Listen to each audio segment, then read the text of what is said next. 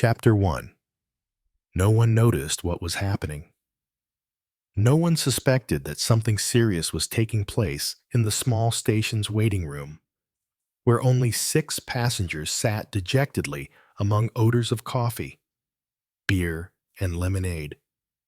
It was 5 in the afternoon, and night was falling. The lamps had been lighted, but through the windows one could still see both German and Dutch railway and customs officials pacing along the platform, stamping their feet for warmth in the gray dusk. For Gare de Neuschans is at the northern tip of Holland, on the German border, a railway station of no importance. Neuschans is barely a village. It isn't on any main railway line. A few trains come through mostly in the morning and evening, carrying German workers attracted by the high wages paid in Dutch factories. And the same ceremony is performed every time the German train stops at one end of the platform. The Dutch train waits at the other end. The train staff in orange caps and the ones wearing the dull green or Prussian blue uniforms get together to pass the time during the hour allotted for customs formalities. As there are only 20 or so passengers per train, mostly regular commuters on a first-name basis with the customs men, such formalities do not take long. The passengers go and sit in the station restaurant, which resembles all those found at international borders. The prices are marked in cents and pfennige. A display case contains Dutch chocolate and German cigarettes. Gin and schnapps are served. That evening, the place felt stuffy. A woman dozed at the cash register. Steam was shooting from the coffee percolator. Through the open kitchen door came the whistling of a wireless as a boy fiddled with its knobs. A cozy scene. And yet a few small things were enough to insinuate an uneasy sense of mystery and adventure into the atmosphere. The 2 different national uniforms, for example, and the posters. Some advertising German winter sports, others a trade fair in Utrecht. Off in a corner was a man of about 30, his face wan and stubbled, in threadbare clothing and a soft felt hat of some vague gray. Someone who might well have drifted all around Europe. He had arrived on the Holland train. When he had produced a ticket for Bremen, the conductor had explained in German that he had chosen a roundabout route without any express trains. The man had indicated that he did not understand. He had ordered coffee in French, and everyone had considered him with curiosity. His eyes were feverish, too deeply sunk in their orbits. He smoked with his cigarette stuck to his lower lip, a small detail that spoke volumes about his weariness or indifference. At his feet was a small suitcase of the kind sold in any cheap store, made of cardboard treated to look like leather. It was new. When his coffee arrived, he pulled a handful of loose change from his pocket, French and Belgian tokens, some tiny silver Dutch coins. The waitress had to select the correct amount herself. People paid less attention to a traveler sitting at the neighboring table. A tall, heavy fellow, broad in the shoulders. He wore a thick black overcoat with a velvet collar, and a celluloid protector cradled the knot of his necktie. The first man kept anxiously watching the railway employees through the glass door, as if he feared missing a train. The second man studied him, calmly, almost implacably, puffing on his pipe. The nervous traveler left his seat for 2 minutes to go to the toilet, without even leaning down, simply by moving a foot. The other man then drew the small suitcase towards him and replaced it with one exactly like it. 30 minutes later, the train left. The two men took seats in the same third-class compartment, but without speaking to each other. At Leer, the other passengers left the train, which still continued along its way for the two remaining travelers. At 10 o'clock, it pulled in beneath the monumental glass roof of Bremen Station, where the arc lamps made everyone's face look deathly pale. The first traveler must not have known a word of German, because he headed several times in the wrong direction, went into the first-class restaurant, and managed only after much coming and going to find the third-class buffet, where he did not sit down, pointing at some sausages in bread rolls. He gestured to explain that he wished to take them with him, and once again paid by holding out a handful of coins. Carrying his small suitcase, he wandered for more than half an hour through the wide streets near the station, as if he were looking for something. And when the man with the velvet collar, who was following him patiently, saw him finally turn left and walk quickly into a poorer neighborhood, he understood that the fellow had simply been seeking an inexpensive hotel. The younger man's pace was slowing down, and he examined several such establishments suspiciously before choosing a seedy-looking one with a large white globe of frosted glass over the front door. He was still carrying his suitcase in one hand and his little sausages in bread rolls wrapped in tissue paper in the other. The street was bustling. Fog began to drift in, dimming the light from the shop windows. The man with the heavy overcoat finally managed to obtain the room next to that of the first traveler. A poor room, like all the other poor rooms in the world. Except, perhaps, that poverty is nowhere more dispiriting than in northern Germany. But there was a communicating door between the two rooms, a door with a keyhole. The second man was thus able to witness the opening of the suitcase, which turned out to contain only old newspapers. He saw the other fellow turn so white that it was painful to witness. Saw him turn the suitcase over and over in his trembling hands, scattering the newspapers around the room. The rolls and sausages sat on the table, still in their wrapping, but the young man, who had not eaten since 4 that afternoon, never even gave them a glance. He rushed back to the station, losing his way, asking for directions 10 times, blurting out over and over in such a strong accent that he could barely be understood, "Bahnhof." He was so upset that, to make himself better understood, he imitated the sound of a train. He reached the station. He wandered in the vast hall, spotted a pile of luggage somewhere and stole up to it like a thief to make sure that his suitcase wasn't there. And he gave a start whenever someone went by with the same kind of suitcase. The second man followed him everywhere, keeping a somber eye on him. Not until midnight, one following the other, did they return to the hotel. The keyhole framed the scene. The young man collapsed in a chair, his head in his hands. When he stood up, he snapped his fingers as if both enraged and overcome by his fate. And that was the end. He pulled a revolver from his pocket, opened his mouth as wide as he could, and pressed the trigger.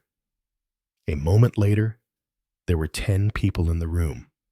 Although Detective Chief Inspector Maigret, still in his overcoat with its velvet collar, was attempting to keep them out, Polizei, they kept saying, and Mortar. The young man was even more pitiful dead than alive. The soles of his shoes had holes in them, and one leg of his trousers had been pushed up by his fall, revealing an incongruously red sock on a pale, hairy shin. A policeman arrived and, with a few imperious words, sent the crowd out onto the landing, except for Maigret, who produced his detective chief inspector's badge of the police judiciaire in Paris. The officer did not speak French. Maigret could venture only a few words of German. Within 10 minutes, a car pulled up outside the hotel, and some officials in civilian clothes rushed in. Out on the landing, the onlookers now discussed the Franzos instead of the Polizei and watched the inspector with interest, as if snapping off a light. However, a few orders put an end to their excited speculation, and they returned to their rooms down in the street. A silent group of bystanders kept a respectful distance. Inspector Maigret still clenched his pipe between his teeth, but it had gone out, and his fleshy face, which seemed punched out of dense clay by strong thumbs, bore an expression bordering on fear or disaster. "I would like permission to conduct my own inquiry while you are conducting yours," he announced. "One thing is certain, this man committed suicide. He is a Frenchman. You were following him. It would take too long to explain. I would like your technicians to photograph him from all angles and with as much clarity of detail as possible." Commotion had given way to silence in the hotel room. Only Maigret and two policemen were left. One of the Germans, a fresh-faced young man with a shaved head, wore a morning coat and striped trousers. His official title was something like Doctor of Forensic Science, and every now and then he wiped the lenses of his gold-rimmed spectacles.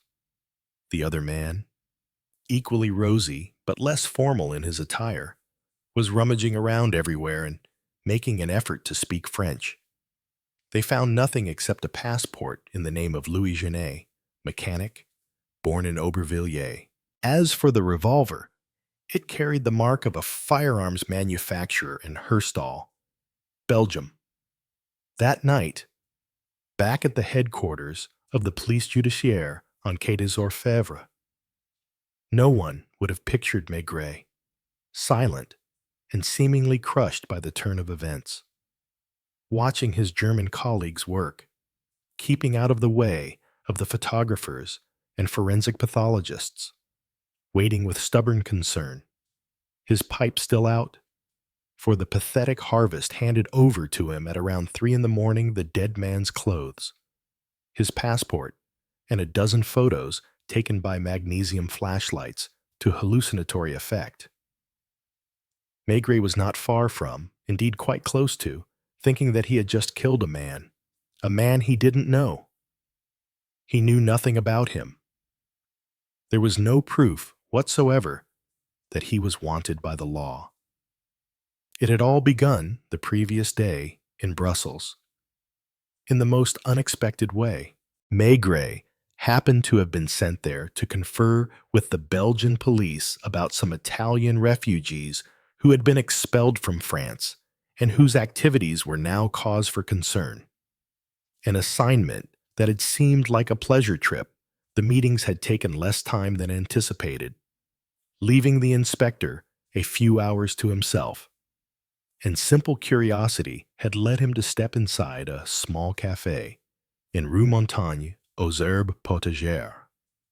It was 10 a.m. The café was practically deserted, while the jovial proprietor was talking his ear off in a friendly way. However, Maigret had noticed a customer at the far end of the room, where the light was dim, who was absorbed in a strange task. The man was shabby and looked for all the world like one of the chronically unemployed found in every big city, always on the lookout for an opportunity, except that he was pulling 1,000-franc notes from his pocket and counting them, after which he wrapped them in gray paper, tied the package with string, and addressed it. At least 30 notes. 30,000 Belgian francs. Maigret had frowned at that, and when the unknown man left after paying for his coffee, the inspector had followed him to the nearest post office. There he had managed to read the address over the man's shoulder, an address written in a handwriting much more sophisticated than a simple schoolboy scrawl. Monsieur Louis Genet, 18 Rue de la Roquette, Paris. But what struck Maigret the most was the description printed matter. 30,000 francs traveling as simple newsprint as ordinary brochures, because the parcel hadn't even been sent via registered mail. A postal clerk weighed it 70 centimes. The sender paid and left. Maigret had noted down the name and address. He then followed his man and had been amused, for a moment, at the thought of making a present of him to the Belgian police. Later on, he would go to find the chief commissioner of the Brussels police and casually remark, "Oh, by the way, while I was having a glass of your delicious Gose beer, I spotted a crook. All you'll have to do is pick him up at such and such a place." Maigret was feeling positively cheerful. A gentle play of autumn sunshine sent warm air wafting through the city. At 11 o'clock, the unknown man spent 32 francs on a suitcase of imitation leather, perhaps even imitation canvas, in a shop in Rue Neuve, and Maigret, playing along, bought the same one, with no thought of what might come next. At 11:30, the man turned into a little alley and entered a hotel, the name of which Maigret couldn't manage to see. The man shortly reappeared and at Gare du Nord took the train to Amsterdam. This time, the inspector hesitated. Was his decision influenced, perhaps, by the feeling that he had already seen that face somewhere? It probably isn't anything important. But what if it is? No urgent business awaited him in Paris, at the Dutch border. He had been intrigued by the way the man, with what was clearly practiced skill, heaved his suitcase up onto the roof of the train before it stopped at the customs station. We'll see what happens when he gets off somewhere. Except that he did not stay in Amsterdam, where he simply purchased a third-class ticket for Bremen. Then the train set off across the Dutch plain, with its canals dotted with sailboats that seemed to be gliding along, right out in the fields. Neuschans, Bremen, just on the off chance. Maigret had managed to switch the suitcases for hours on end. He had tried, without success, to classify this fellow with one of the familiar police labels. Too nervous for a real international criminal, or else he's the kind of underling who gets his bosses nabbed. A conspirator, anarchist. He speaks only French, and we've hardly any conspirators in France these days, or even any militant anarchists, some petty crook off on his own. Would a crook have lived so cheaply after mailing off 30,000 franc notes in plain gray paper, in the stations where there was a long wait? The man drank no alcohol, consuming simply coffee and the occasional roll or brioche. He was not familiar with the line, because at every station he would ask nervously, even anxiously, if he was going in the right direction. Although he was not a strong, burly man, his hands bore the signs of manual labor. His nails were black, and too long as well, which suggested that he had not worked for a while. His complexion indicated anemia, perhaps destitution. And Maigret gradually forgot the clever joke he'd thought of playing on the Belgian police by jauntily presenting them with a trussed-up crook. This conundrum fascinated him. He kept finding excuses for his behavior. Amsterdam isn't that far from Paris. Mario. And then, so what, I can take an express from Bremen and be back in 13 hours. The man was dead. There was no compromising paper on him. Nothing to reveal what he had been doing except an ordinary revolver of the most popular make in Europe. He seemed to have killed himself only because someone had stolen his suitcase. Otherwise, why would he have bought rolls from the station buffet but never eaten them? And why spend a day traveling when he might have stayed in Brussels and blown his brains out just as easily as in a German hotel? Still, there was the suitcase, which might hold the solution to this puzzle. And that's why, after the naked body had been photographed and examined from head to toe, carried out wrapped in a sheet, hoisted into a police van, and driven away, the inspector shut himself up in his hotel room. He looked haggard, although he filled his pipe as always, tapping gently with his thumb. He was only trying to persuade himself that he felt calm. The dead man's thin, drawn face was haunting him. He kept seeing him snapping his fingers, then immediately opening his mouth wide for the gunshot. Maigret felt so troubled, indeed, almost remorseful, that only after painful hesitation did he reach for the suitcase. And yet, that suitcase would supposedly prove him right. Wasn't he going to find there evidence that the man he was weak enough to pity was a crook, a dangerous criminal, perhaps a murderer? The keys still hung from a string tied to the handle, as they had in the shop in Rue Neuve. Maigret opened the suitcase and first took out a dark gray suit, less threadbare than the one the dead man had been wearing. Beneath the suit were 2 dirty shirts frayed at the collar and cuffs, rolled into a ball, and a detachable collar with thin pink stripes that had been worn for at least 2 weeks, because it was quite soiled wherever it had touched the wearer's neck. Soiled and shoddy. That was all, except for the bottom of the suitcase green paper lining. 2 brand new straps with buckles and swiveling tabs that hadn't been used.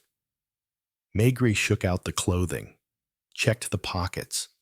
Empty, seized with a choking sense of anguish. He kept looking, driven by his desire, his need to find something. Hadn't a man killed himself because someone had stolen this suitcase? And there was nothing in it but an old suit and some dirty laundry. Not even a piece of paper. Nothing in the way of documents. No sign of any clue to the dead man's past. The hotel room was decorated with new, inexpensive and aggressively floral wallpaper in garish colors. The furniture, however, was old and rickety, broken down, and the printed calico draped over the table was too filthy to touch. The street was deserted. The shutters of the shops were closed, but 100 meters away, there was the reassuring thrum of steady traffic at a crossroads. Maigret looked at the communicating door. At the keyhole, he no longer dared to peek through. He remembered that the technicians had chalked the outline of the body on the floor of the neighboring room for future study. Carrying the dead man's suit, still wrinkled from the suitcase.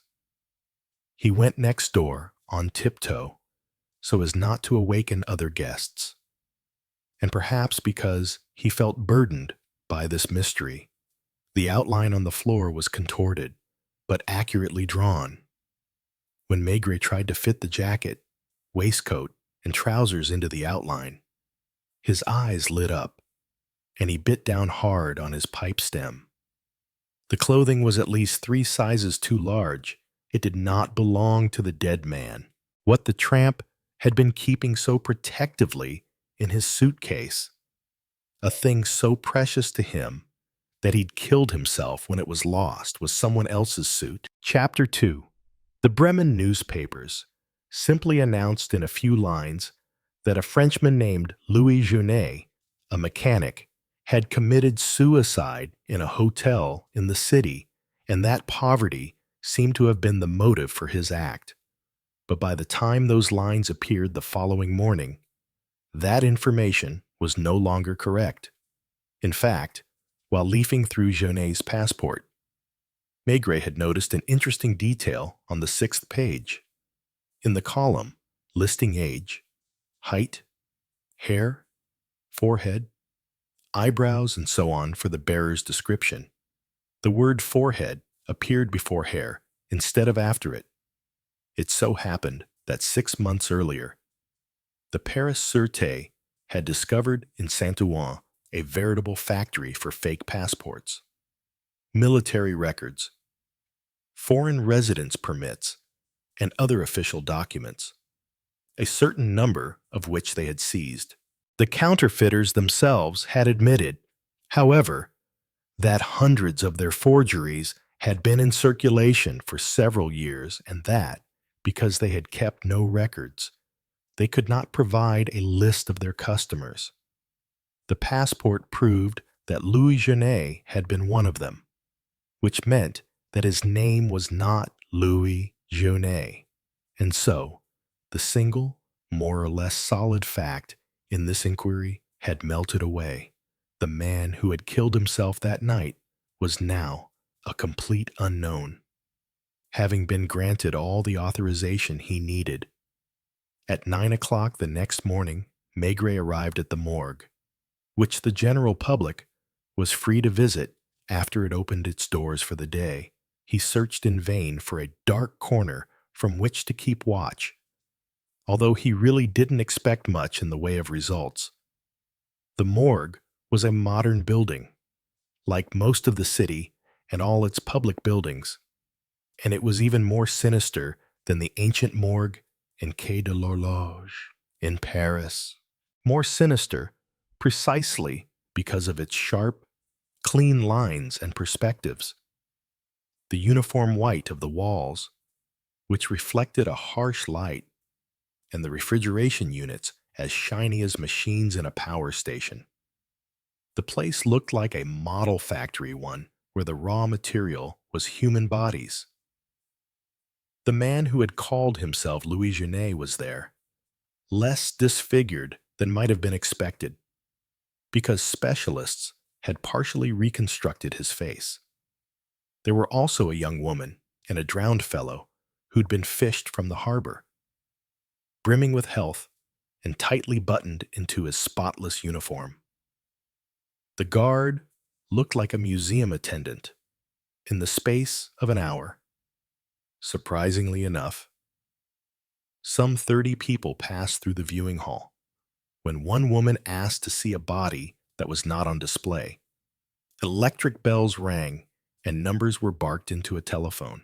In an area on the first floor, one of the drawers in a vast cabinet filling an entire wall glided out into a freight lift, and a few moments later, a steel box emerged on the ground floor, just as books in some libraries are delivered to reading rooms. It was the body that had been requested. The woman bent over it and was led away, sobbing, to an office at the far end of the hall, where a young clerk took down her statement. Few people took any interest in Louis Jeunet. Shortly after 10 o'clock, however, a smartly attired man arrived in a private car, entered the hall, looked around for the suicide, and examined him carefully. Maigret was not far away. He drew closer and, after studying the visitor, decided that he didn't look German. As soon as this visitor noticed Maigret approaching, moreover, he started uneasily, and must have come to the same conclusion as Maigret had about him. Are you French? He asked bluntly. Yes. You too? Actually, I'm Belgian, but I've been living in Bremen for a few years now. And you knew a man named Junet? No, I... I read in this morning's paper that a Frenchman had committed suicide in Bremen. I lived in Paris for a long time, and I felt curious enough to come and take a look. Maigret was completely calm, as he always was in such moments, when his face would settle into an expression of such stubborn density that he seemed even a touch bovine. Are you with the police? Yes, the police judiciaire. So you've come up here because of this case. Oh, wait, that's impossible. The suicide only happened last night. Tell me, do you have any French acquaintances in Bremen? No. In that case, if I can assist you in any way, may I offer you an aperitif? Shortly afterwards, Maigret followed the other man outside and joined him in his car, which the Belgian drove himself. And as he drove, he chattered away, a perfect example of the enthusiastic, energetic businessman.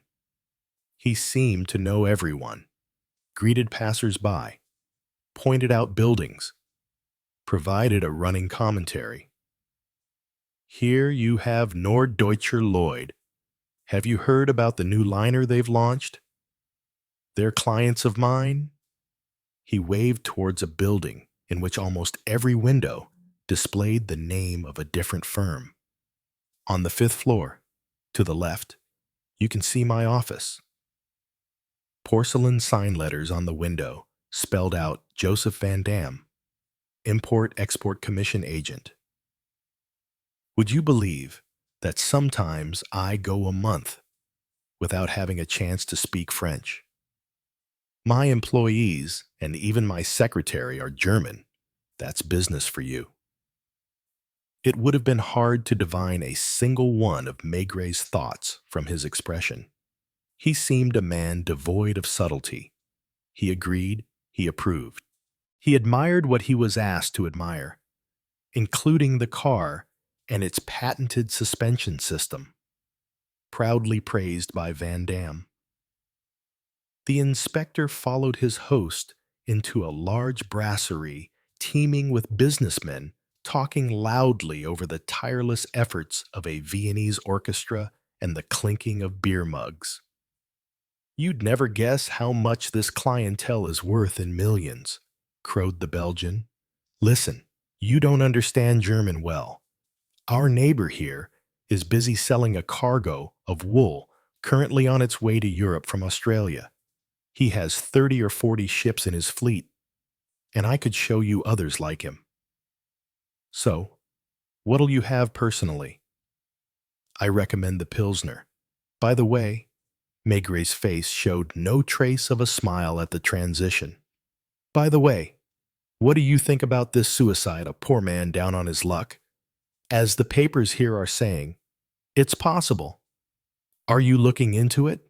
No, that's a matter for the German police. And as it's a clear case of suicide, oh, obviously, of course. The thing that struck me was only that he was French, because we get so few of them up in the north. He rose to go and shake the hand of a man who was on his way out, then hurried back. Please excuse me. He runs a big insurance company. He's worth 100 million.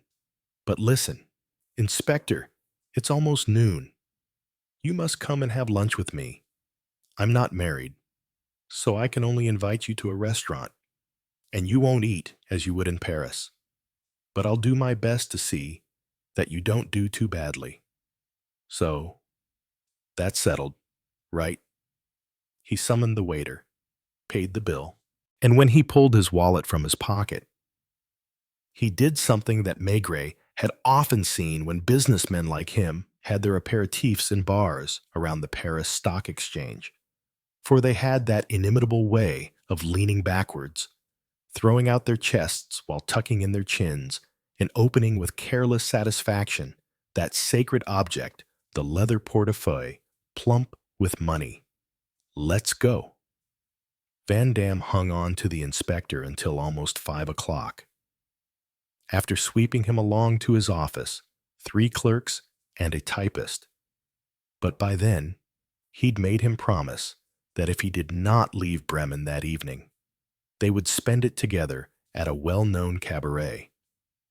Maigret found himself back in the crowd, alone with his thoughts, although they were in considerable disarray, strictly speaking. Were they even really thoughts? His mind was comparing 2 figures, 2 men, and trying to establish a relationship between them. Because there was one. Van Dam hadn't gone to the trouble of driving to the morgue simply to look at the dead body of a stranger, and the pleasure of speaking French was not the only reason he had invited Maigret to lunch. Besides, he had gradually revealed his true personality only after becoming increasingly persuaded that his companion had no interest in the case, and perhaps not much in the way of brains, either. That morning, Van Dam had been worried. His smile had seemed forced. By the end of the afternoon, on the other hand, he had resurfaced as a sharp little operator, always on the go, busy, chatty, enthusiastic, mixing with financial big shots, driving his car, on the phone, rattling off instructions to his typist and hosting expensive dinners, proud and happy to be what he was. And the second man was an anemic tramp with grubby clothes and worn-out shoes, who had bought some sausages and rolls without the faintest idea that he would never get to eat them. Van Dam must have already found himself another companion for the evening aperitif, in the same atmosphere of Viennese music and beer. At 6 o'clock, a cover would close quietly on a metal bin, shutting away the naked body of the false Louis Jeunet, and the lift would deliver it to the freezer to spend the night in a numbered compartment. Maigret went along to the Polizeipresidium. Some officers were exercising, stripped to the waist in spite of the chill, in a courtyard with vivid red walls. In the laboratory, a young man with a faraway look in his eye was waiting for him near a table on which all the dead man's possessions had been laid out and neatly labeled. The man spoke perfect textbook French and took pride in coming up with le mot juste, beginning with the nondescript gray suit Jeunet had been wearing when he died. He explained that all the linings had been unpicked, every seam examined, and that nothing had been found. The suit comes from La Belle Jardinière in Paris. The material is 50% cotton, so it is a cheap garment. We noticed some grease spots, including stains of mineral jelly, which suggest that the man worked in or was often inside a factory, workshop, or garage. There are no labels or laundry marks in his linen. The shoes were purchased in Reims, same as the clothing mass-produced, of mediocre quality. The socks are of cotton, the kind peddled in the street at 4 or 5 francs a pair. They have holes in them, but have never been mended. All these clothes have been placed in a strong paper bag and shaken, and the dust obtained was analyzed. We were thus able to confirm the provenance of those grease stains. The clothes are in fact impregnated with a fine metallic powder found only on the belongings of fitters, metal workers, and, in general, those who labor in machine shops. These elements are absent from the items I will call clothing B, items which have not been worn for at least 6 years. One more difference in the pockets of suit. A, we found traces of French government-issued tobacco, what you call shag tobacco. In the pockets of clothing B, however, there were particles of yellowish imitation Egyptian tobacco. But now I come to the most important point. The spots found on clothing B are not grease spots. They are old human blood stains, probably from arterial blood. The material has not been washed for years. The man who wore this suit must have been literally drenched in blood. And finally, certain tears suggest that there may have been a struggle. Because in various places, for example, on the lapels, the weave of the cloth has been torn, as if it had been clawed by fingernails. The items of clothing B have labels from the tailor Roger Morcel, Rue Haute-Saunière in Liège. As for the revolver, it's a model that was discontinued 2 years ago. If you wish to leave me your address, I will send you a copy of the report I'll be drawing up for my superiors. By 8 that evening, Maigret had finished with the formalities. The German police had handed the dead man's clothes over to him along with the ones in the suitcase, which the technician had referred to as clothing B, and it had been decided that, until further notice, the body would be kept at the disposition of the French authorities in the mortuary refrigerator unit. Maigret had a copy of Joseph Van Dam's public record, born in Liège of Flemish parents, traveling salesman, then director of a commission agency bearing his name. He was 32, a bachelor. He had lived in Bremen for only 3 years and, after some initial difficulties, now seemed to be doing nicely. The inspector returned to his hotel room, where he sat for a long time on the edge of his bed with the 2 cheap suitcases in front of him. He had opened the communicating door to the neighboring room, where nothing had been touched since the previous day, and he was struck by how little disorder the tragedy had left behind. In one place on the wallpaper, beneath a pink flower, was a very small brown spot, the only blood stain. On the table lay the 2 sausage bread rolls, still wrapped in paper. A fly was sitting on them. That morning, Maigret had sent 2 photos of the dead man to Paris and asked that the police judiciaire publish them in as many newspapers as possible. Should the search begin there in Paris, where the police at least had an address? The one where Junet had sent himself the 30,000 franc notes from Brussels, or in Liège, where clothing B had been bought a few years before, in Reims, where the dead man's shoes had come from in Brussels, where Junet had wrapped up his package of 30,000 francs Bremen, where he had died, and where a certain Joseph Van Dam had come to take a look at his corpse, denying all the while that he had ever known him. The hotel manager appeared, made a long speech in German, and, as far as the inspector could tell, asked him if the room where the tragedy had taken place could be cleaned and rented out. Maigret grunted his assent, washed his hands, paid, and went off with his 2 suitcases. They're obviously poor quality in stark contrast with his comfortably bourgeois appearance. There was no clear reason to tackle his investigation from one angle or another. And if he chose Paris, it was above all because of the strikingly foreign atmosphere all around him that constantly disturbed his habits, his way of thinking, and, in the end, depressed him. The local tobacco, rather yellow and too mild, had even killed his desire to smoke. He slept in the express, waking at the Belgian border as day was breaking, and passed through Liège 30 minutes later. He stood at the door of the carriage to stare half-heartedly out at the station, where the train halted for only 30 minutes. Not enough time for a visit to Rue Haute-Saunière. At 2 that afternoon, He arrived at Gare du Nord and plunged into the Parisian crowds, where his first concern was to visit a tobacconist. He was groping around in his pockets for some French coins when someone jostled him. The two suitcases were sitting at his feet.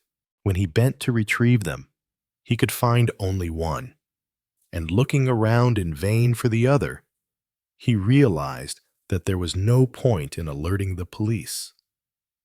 One detail, in any case, reassured him. The remaining suitcase had its two keys tied to the handle with a small string. That was the suitcase containing the clothing. The thief had carried off the one full of old newspapers. Had he been simply a thief, the kind that prowl through stations? In which case, wasn't it odd that he'd stolen such a crummy-looking piece of luggage? Maigret settled into a taxi, savoring both his pipe and the familiar hubbub of the streets, passing a kiosk. He caught a glimpse of a front-page photograph, and even at a distance recognized one of the pictures of Louis Genet he had sent from Bremen. He considered stopping by his home on Boulevard Richard Lenoir to kiss his wife and change his clothes, but the incident at the station was bothering him. If the thief really was after the second suit of clothes, then how was he informed in Paris that I was carrying them and would arrive precisely when I did? It was as if fresh mysteries now hovered around the pale face and thin form of the tramp of Neuschwanz, and Bremen shadowy forms were shifting, as on a photographic plate plunged into a developing bath. And they would have to become clearer, revealing faces, names, thoughts and feelings, entire lives. For the moment, in the center of that plate lay only a naked body, and a harsh light shone on the face German doctors had done their fumbling best to make look human again. The shadows, first.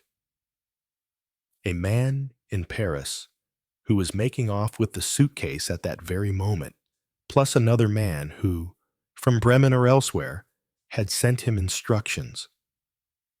The convivial Joseph Van Dam, perhaps, or perhaps not.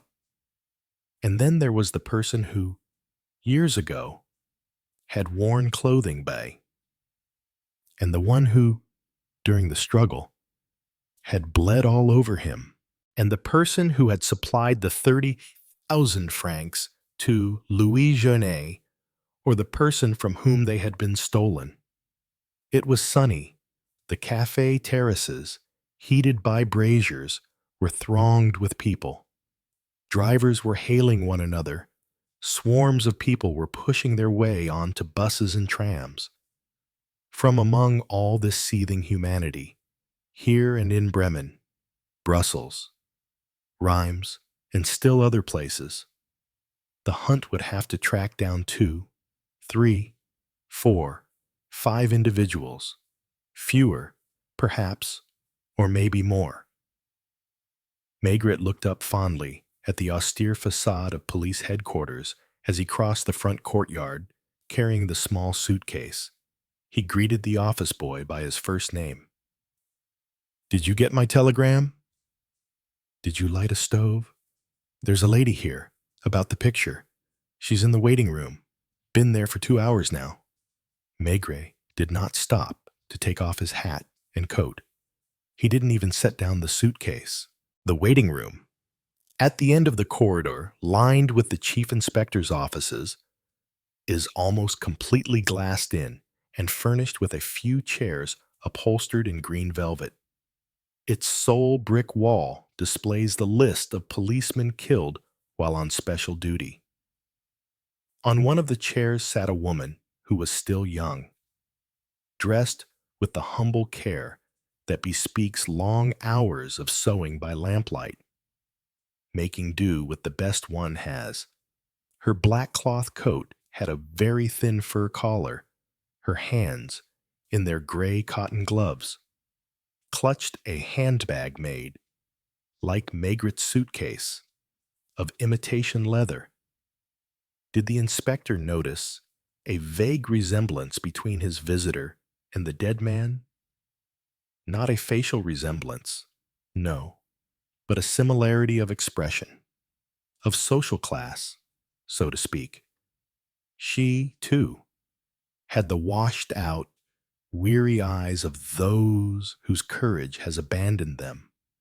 Her nostrils were pinched, and her complexion unhealthily dull. She had been waiting for 2 hours, and naturally hadn't dared change seats or even move at all.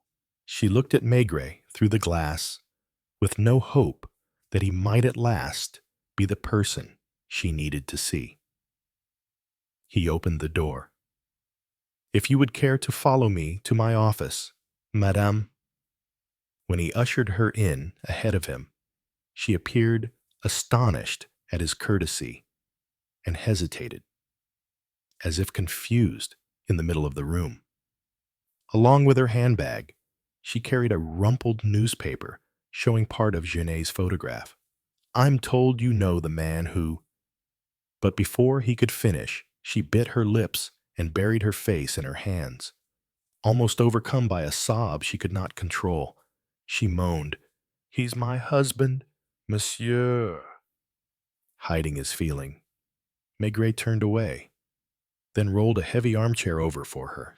Chapter 3. "Did he suffer much?" she asked, as soon as she could speak again. "No, madam.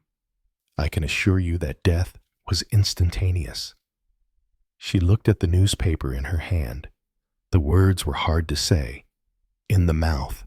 When the inspector simply nodded, she stared down at the floor, suddenly calm, and as if speaking about a mischievous child, she said solemnly, "He always had to be different from everyone else." She spoke not as a lover, or even a wife.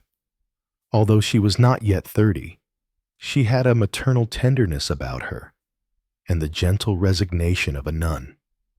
The poor are used to stifling any expression of their despair, because they must get on with life, with work, with the demands made of them day after day, hour after hour. She wiped her eyes with her handkerchief, and her slightly reddened nose erased any prettiness she possessed. The corners of her mouth kept drooping sadly, though she tried to smile as she looked at Maigret. "Would you mind if I asked you a few questions?" he said, sitting down at his desk. "Was your husband's name indeed Louis Genet? And when did he leave you for the last time?" Tears sprang to her eyes. She almost began weeping again. Her fingers had balled the handkerchief into a hard little wad. "2 years ago, but I saw him again, once, peering in at the shop window. If my mother hadn't been there." Maigret realized that he need simply let her talk, because she would, as much for herself as for him. "You want to know all about our life. Isn't that right? It's the only way to understand why Louis did that. My father was a male nurse in Beaujon. He had set up a small herbalist shop in Rue Picpus, which my mother managed. My father died 6 years ago, and Mama and I have kept up the business. I met Louis. That was 6 years ago." "Did you say?" Maigret asked her. "Was he already calling himself Genet?" "Yes," she replied, in some astonishment. "He was a milling machine operator in a workshop in Belleville. He earned a good living. I don't know why things happened so quickly. You can't imagine. He was in a hurry about everything, as if some fever were eating at him. I'd been seeing him for barely a month when we got married, and he came to live with us. The living quarters behind the shop are too small for 3 people. We rented a room for Mama over in Rue du Chemin Vert. She let me have the shop, but as she hadn't saved enough to live on, We gave her 200 francs every month. We were happy. I swear to you, Louis would go off to work in the morning. My mother would come to keep me company. He stayed home in the evenings. I don't know how to explain this to you, but I always felt that something was wrong. I mean, for example, it was as if Louis didn't belong to our world, as if the way we lived was sometimes too much for him, and he was very sweet to me. Her expression became wistful. She was almost beautiful when she confessed. I don't think many men are like this. He would take me suddenly in his arms, looking so deeply into my eyes that it hurt. Then sometimes, out of the blue, he would push me away. I've never seen such a thing from anyone else. And he'd sigh to himself, "Yet I really am fond of you, my little Jean." Then it was over. He'd keep busy with this or that without giving me another glance. Spend hours repairing a piece of furniture, making me something handy for housework, or fixing a clock.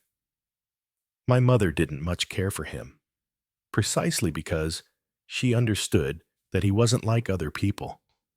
Among his belongings, weren't there some items he guarded with particular care? How did you know?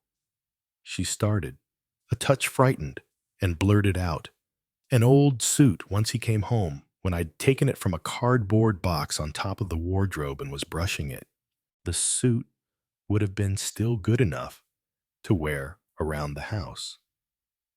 I was even going to mend the tears. Louis grabbed it from me. He was furious, shouting cruel things, and that evening you'd have sworn he hated me. We'd been married for a month. After that, she sighed and looked at Maigret as if in apology for having nothing more for him than this poor story. He became more and more strange. It isn't his fault. I'm sure of that. I think he was ill. He worried so. We were often in the kitchen. And whenever we'd been happy for a little while, I used to see him change. Suddenly he'd stop speaking, look at things, and me, with a nasty smile, and go and throw himself down on his bed without saying good night to me. He had no friends? No. No one ever came to see him. He never traveled, received any letters? No. And he didn't like having people in our home. Once in a while, a neighbor who had no sewing machine would come over to use mine, and that was guaranteed to enrage Louis. But he didn't become angry like everyone else. It was something shut up inside, and he was the one who seemed to suffer when I told him we were going to have a child. He stared at me like a madman. That was when he started to drink. Fits of it. Binges. Especially after the baby was born. And yet I know that he loved that child. Sometimes he used to gaze at him in adoration, the way he did with me at first. The next day, he'd come home drunk, lie down, lock the bedroom door, and spend hours in there, whole days. The first few times, he'd cry and beg me to forgive him. Maybe if Mama hadn't interfered, I might have managed to keep him. But my mother tried to lecture him, and there were awful arguments, especially when Louis went 2 or 3 days without going to work. Towards the end, we were desperately unhappy. You know what it's like, don't you? His temper got worse and worse. My mother threw him out twice to remind him that he wasn't the Lord and Master there. But I just know that it wasn't his fault. Something was pushing him, driving him.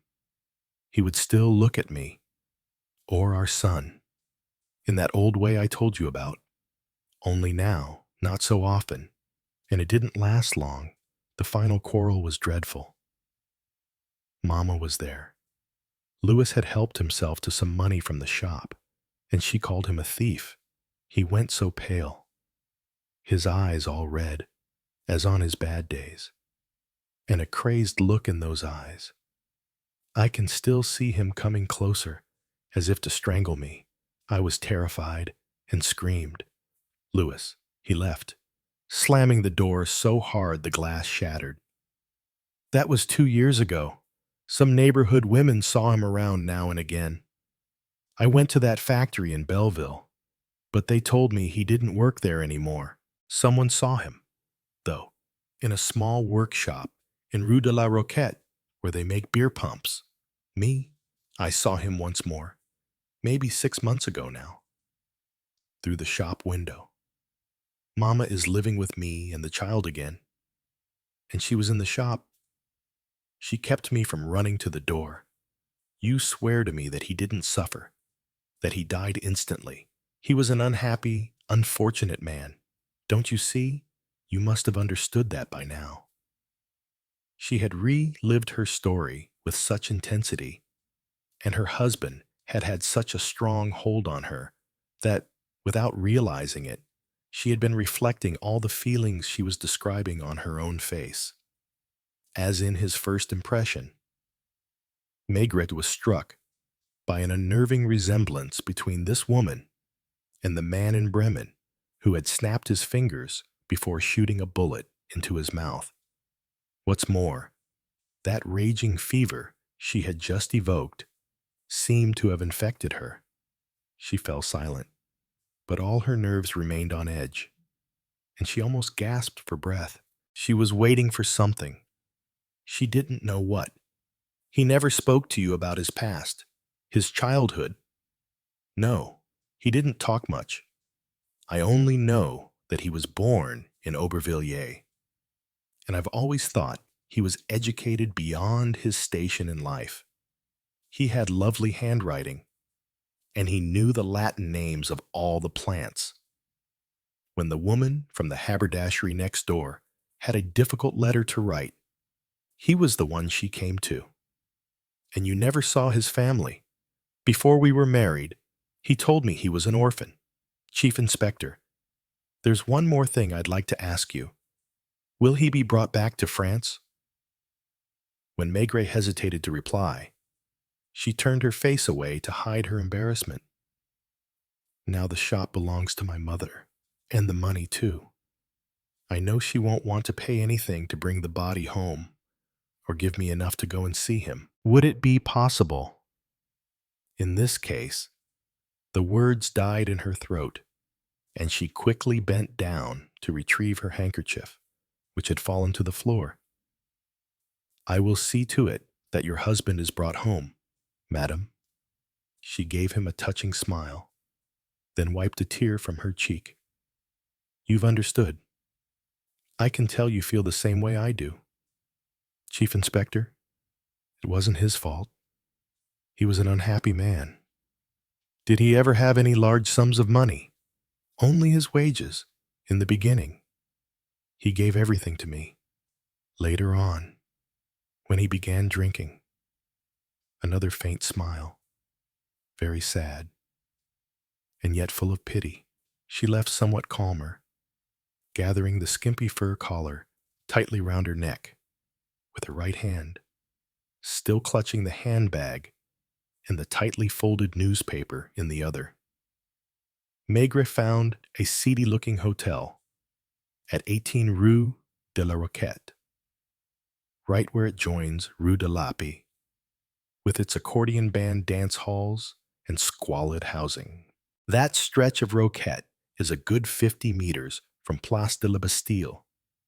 Every ground floor hosts a bistro. Every house a hotel frequented by drifters, immigrants, tarts, and the chronically unemployed. Tucked away within these vaguely sinister haunts of the underclass, however, are a few workshops, their doors wide open to the street, where men wield hammers and blow torches amid a constant traffic of heavy trucks. The contrast is striking. These steady workers, busy employees with waybills in hand and the sordid or insolent creatures who hang around everywhere. Genet, rumbled the inspector, pushing open the door of the hotel office on the ground floor. Not here. He still got his room. He'd been spotted for a policeman and got a reluctant reply. Yes, room 19. By the week, the month. The month. You have any mail for him? The manager turned evasive, but in the end handed over to Maigret the package Genet had sent himself from Brussels. Did he receive many like this? A few times. Never any letters? No. Maybe he got 3 packages. In all, a quiet man. I don't see why the police should want to come bothering him.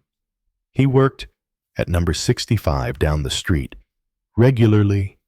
Depended. Some weeks, yes. Others, no. Maigret demanded the key to the room. He found nothing there.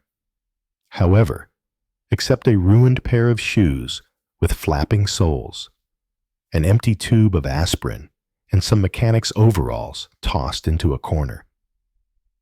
Back downstairs, he questioned the manager again, learning that Louis Genet saw no one, did not go out with women, and basically led a humdrum life, aside from a few trips lasting 3 or 4 days.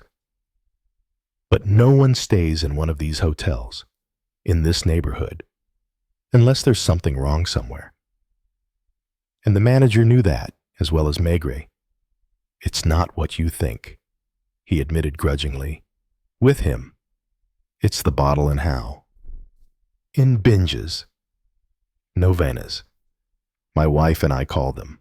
Buckle down for 3 weeks. Go off to work every day. Then, for a while, he'd drink until he passed out on his bed. You never saw anything suspicious about his behavior, but the man shrugged, as if to say that in his hotel, everyone who walked through the door looked suspicious. At number 65, in a huge workshop open to the street, they made machines to draw off beer. Maigret was met by a foreman who had already seen Genet's picture in the paper. I was just going to write to the police, he exclaimed. He was still working here last week, a fellow who earned 8 francs 50 an hour. When he was working, you already know. When he was working, true, there are lots of them like that. But in general, those others regularly take 1 drink too many. Or they splurge on a champion hangover every Saturday. Him. It was sudden-like. No warning, he'd drink for a solid week. Once, when we had a rush job, I went to his hotel room. Well, there he was, all alone, drinking right out of a bottle set on the floor by his bed. A sorry sight, I swear. In Aubervilliers, nothing. The registry office held a single record of one Louis Genet, son of Gaston Genet, day laborer, and Berthe Marie Dufoin, domestic servant. Gaston Genet had died 10 years earlier. His wife had moved away. As for Louis Genet, no one knew anything about him, except that 6 years before he had written from Paris to request a copy of his birth certificate. But the passport was still a forgery, which meant that the man who had killed himself in Bremen, after marrying the herbalist woman in Rue Picpus and having a son, was not the real Genet. The criminal records in the prefecture were another dead end. Nothing indexed under the name of Genet. No fingerprints matching the ones of the dead man. Taken in Germany. Evidently, this desperate soul had never run afoul of the law in France or abroad, because headquarters kept tabs on the police records of most European nations. The records went back only 6 years, at which point there was a Louis Genet, a drilling machine operator, who had a job and lived the life of a decent working man. He married. He already owned Clothing Bee, which had provoked the first scene with his wife and years later would prove the cause of his death. He had no friends, received no mail. He appeared to know Latin and therefore to have received an above-average education back in his office. Maigret drew up a request for the German police to release the body, disposed of a few current matters, and, with a sullen, sour face, once again opened the yellow suitcase, the contents of which had been so carefully labeled by the technician in Bremen. To this, he added the package of 30 Belgian 1,000-franc notes, but abruptly decided to snap the string and copy down the serial numbers on the bills. A list he sent off to the police in Brussels, asking that they be traced. He did all this with studied concentration, as if he were trying to convince himself that he was doing something useful. From time to time, however, he would glance with a kind of bitterness at the crime scene photos spread out on his desk, and his pen would hover in midair as he chewed on the stem of his pipe. Regretfully, he was about to set the investigation aside and leave for home when he learned that he had a telephone call from Reims. It was about the picture published in the papers. The proprietor of the Café de Paris in Rue Carnot claimed to have seen the man in question in his establishment 6 days earlier, and had remembered this because the man got so drunk that he had finally stopped serving him. Maigret hesitated. The dead man's shoes had come from Reims, which had now cropped up again. Moreover, these worn-out shoes had been bought months earlier. So Louis Genet had not just happened to be in Reims by accident. 1 hour later, the inspector took his seat on the Reims Express, arriving there at 10 o'clock, a fashionable establishment favored by the bourgeoisie. The Café de Paris was crowded that evening. 3 games of billiards were in full swing, and people at a few tables were playing cards. It was a traditional café of the French provinces, where customers shake hands with the cashier and waiters know all the regulars by name, local notables, commercial travelers, and so forth. It even had the traditional round, nickel-plated receptacles for the café dishcloths. "I am the inspector whom you telephoned earlier this evening." Standing by the counter, the proprietor was keeping an eye on his staff while he dispensed advice to the billiard players. "Ah, yes. Well, I've already told you all I know." Somewhat embarrassed, he spoke in a low voice. "Let me think." He was sitting over in that corner, near the 3rd billiard table, and he ordered a brandy, then another, and a third. It was at about this same time of night. People were giving him funny looks because, how shall I put this? He wasn't exactly our usual class of customer. Did he have any luggage? An old suitcase with a broken lock. I remember that when he left. The suitcase fell open, and some old clothes spilled out. He even asked me for some string to tie it closed. Did he speak to anyone? The proprietor glanced over at one of the billiard players, a tall, thin young man, a snappy dresser, the very picture of a sharp player whose every bank shot would be studied with respect. "Not exactly. Won't you have something?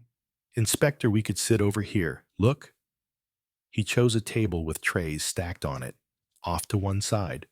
By about midnight, he was as white as this marble tabletop. He'd had maybe 8 or 9 brandies, and I didn't like that stare he had. It takes some people that way. The alcohol, they don't get agitated or start rambling on, but at some point, they simply pass out cold. Everyone had noticed him. I went over to tell him that I couldn't serve him anymore, and he didn't protest in any way. Was anyone still playing billiards? The fellows you see over at that 3rd table? Regulars. Here every evening they have a club, organize competitions. Well, The man left. And that's when there was that business with the suitcase falling open. The state he was in.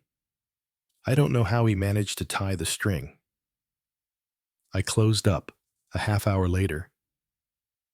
These gentlemen here shook my hand leaving, and I remember one of them said, "We'll find him off somewhere in the gutter."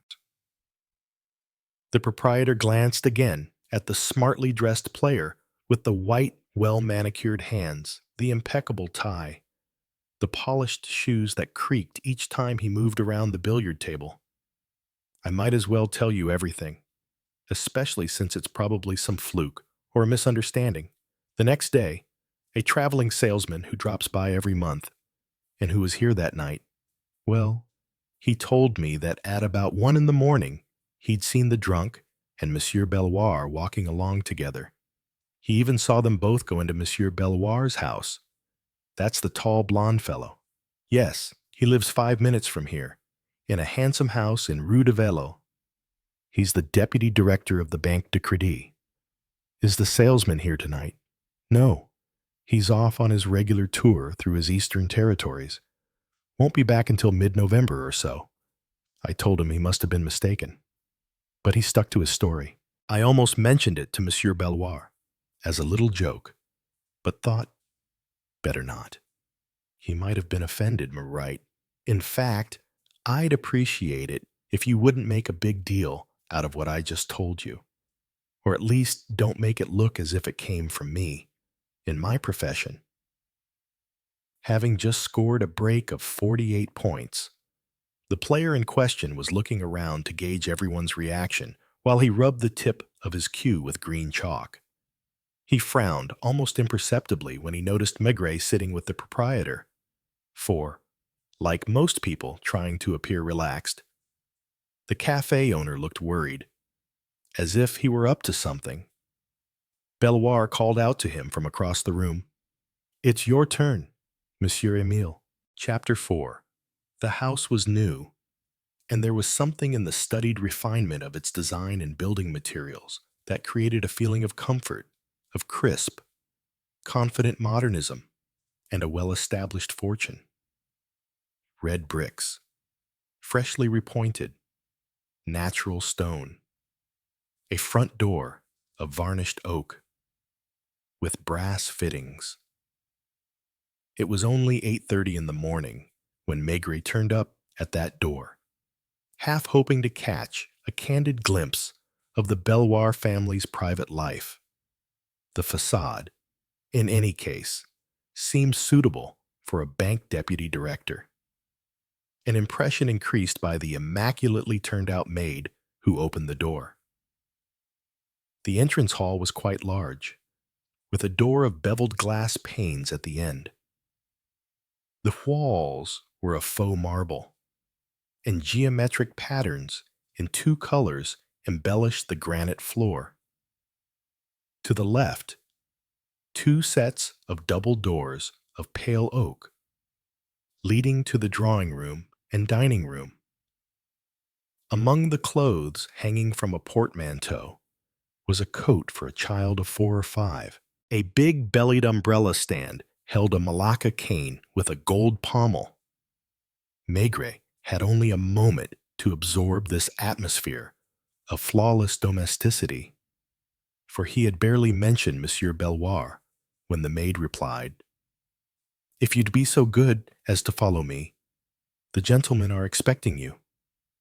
She walked towards the glass-paned door, passing another half-open door. The inspector caught a glimpse of the dining room, cozy and neat, where a young woman in a peignoir and a little boy of 4 were having their breakfast at a nicely laid table.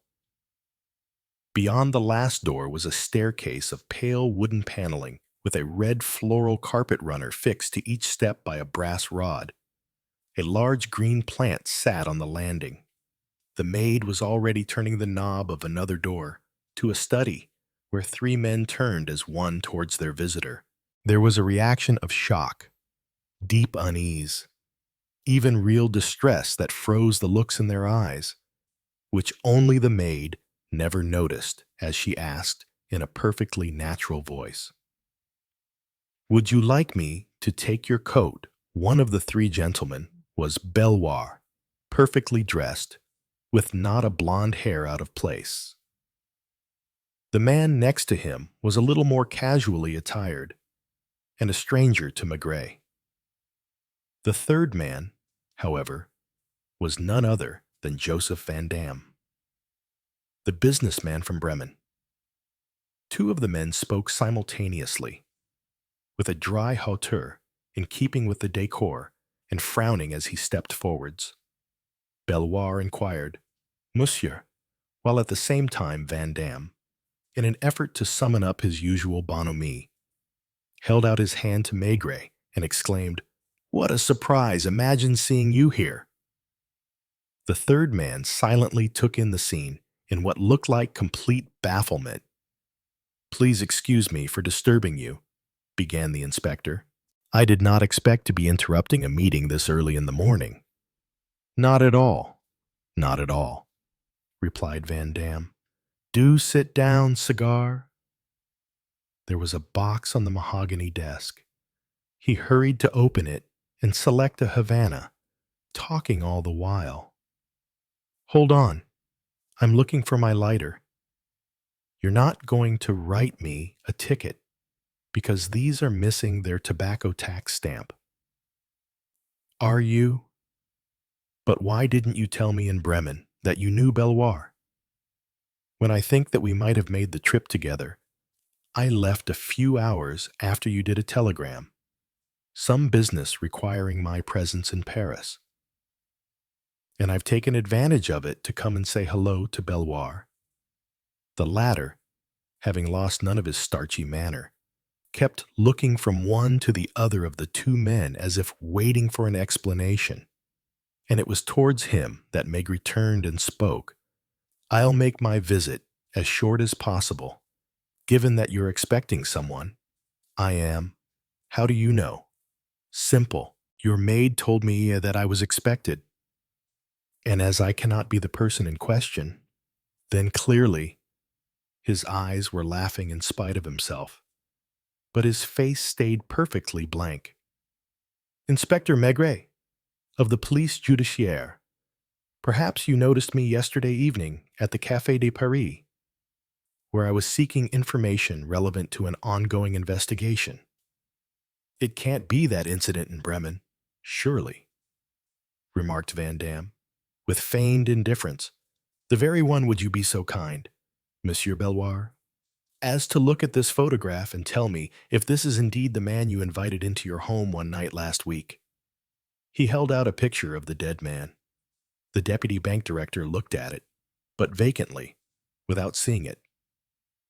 "I don't know this person," he stated, returning the photo to Maigret. "You're certain this isn't the man who spoke to you when you were returning home from the Café de Paris?" "What are you talking about?" "Forgive me if I seem to labor the point, but I need some information that is, after all, of only minor importance.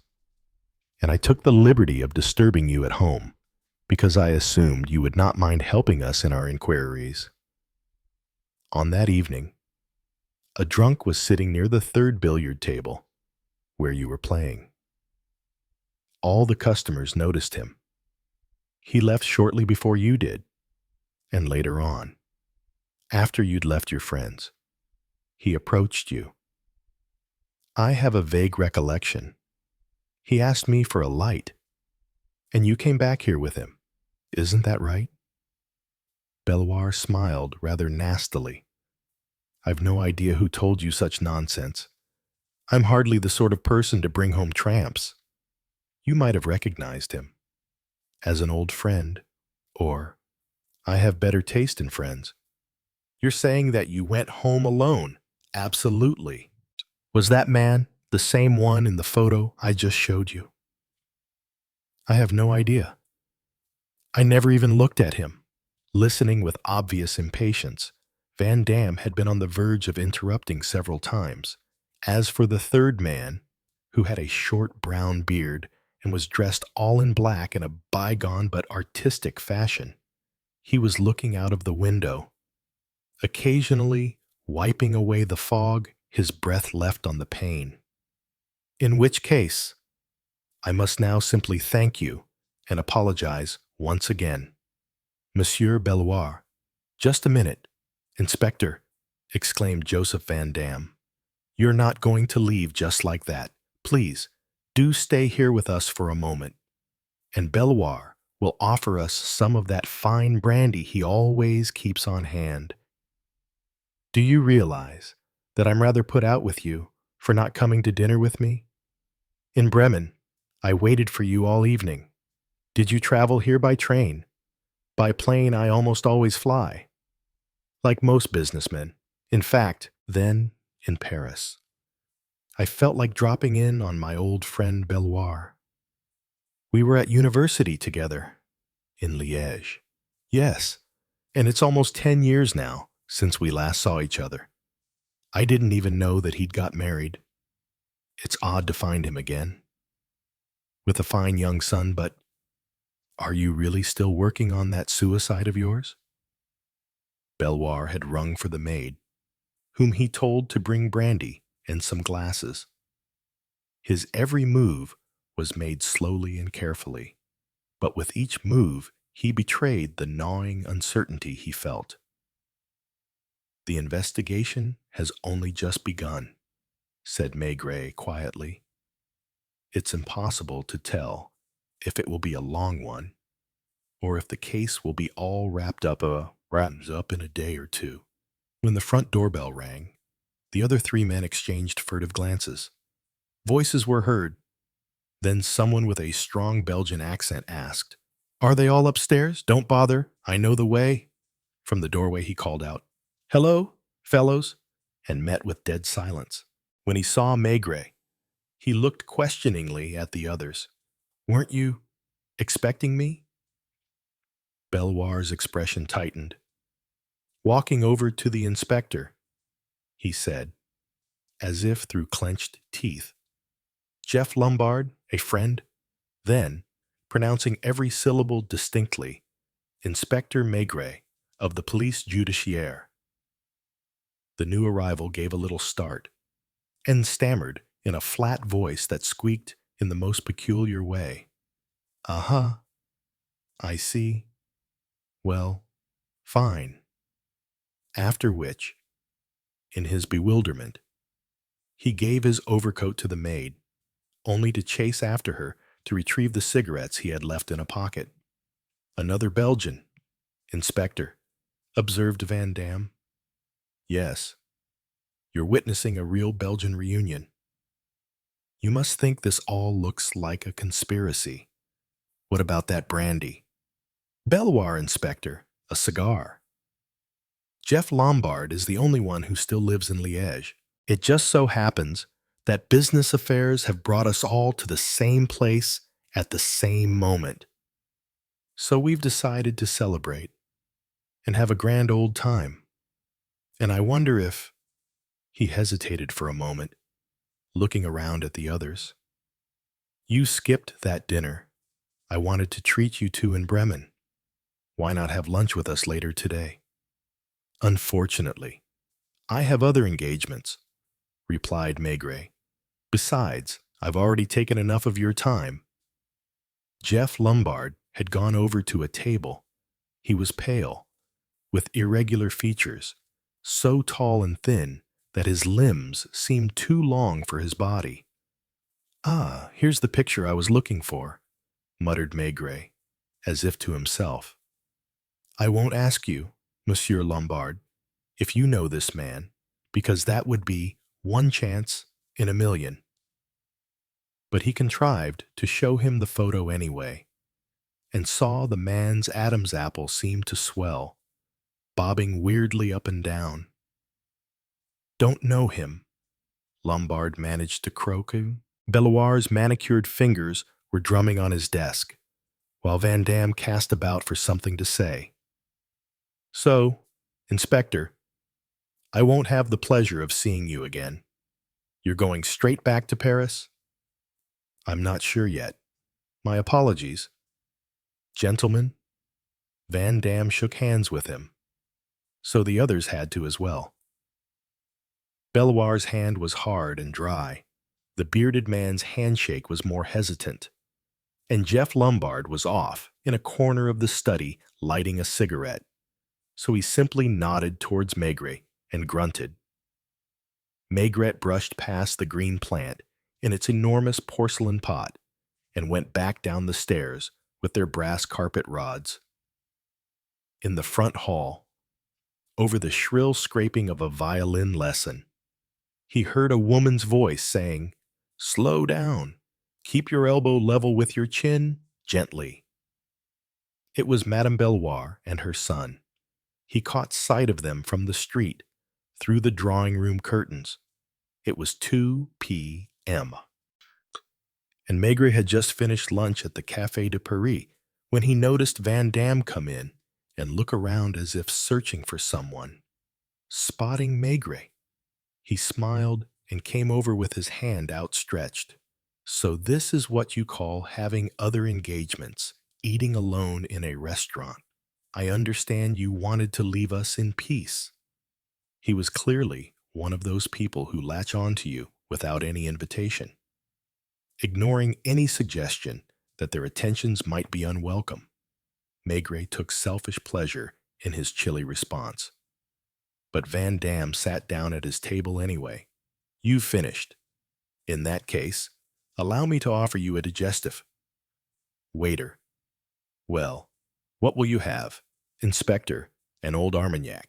He called for the drinks list, and after consultation with the proprietor, chose an 1867 Armagnac to be served in snifters.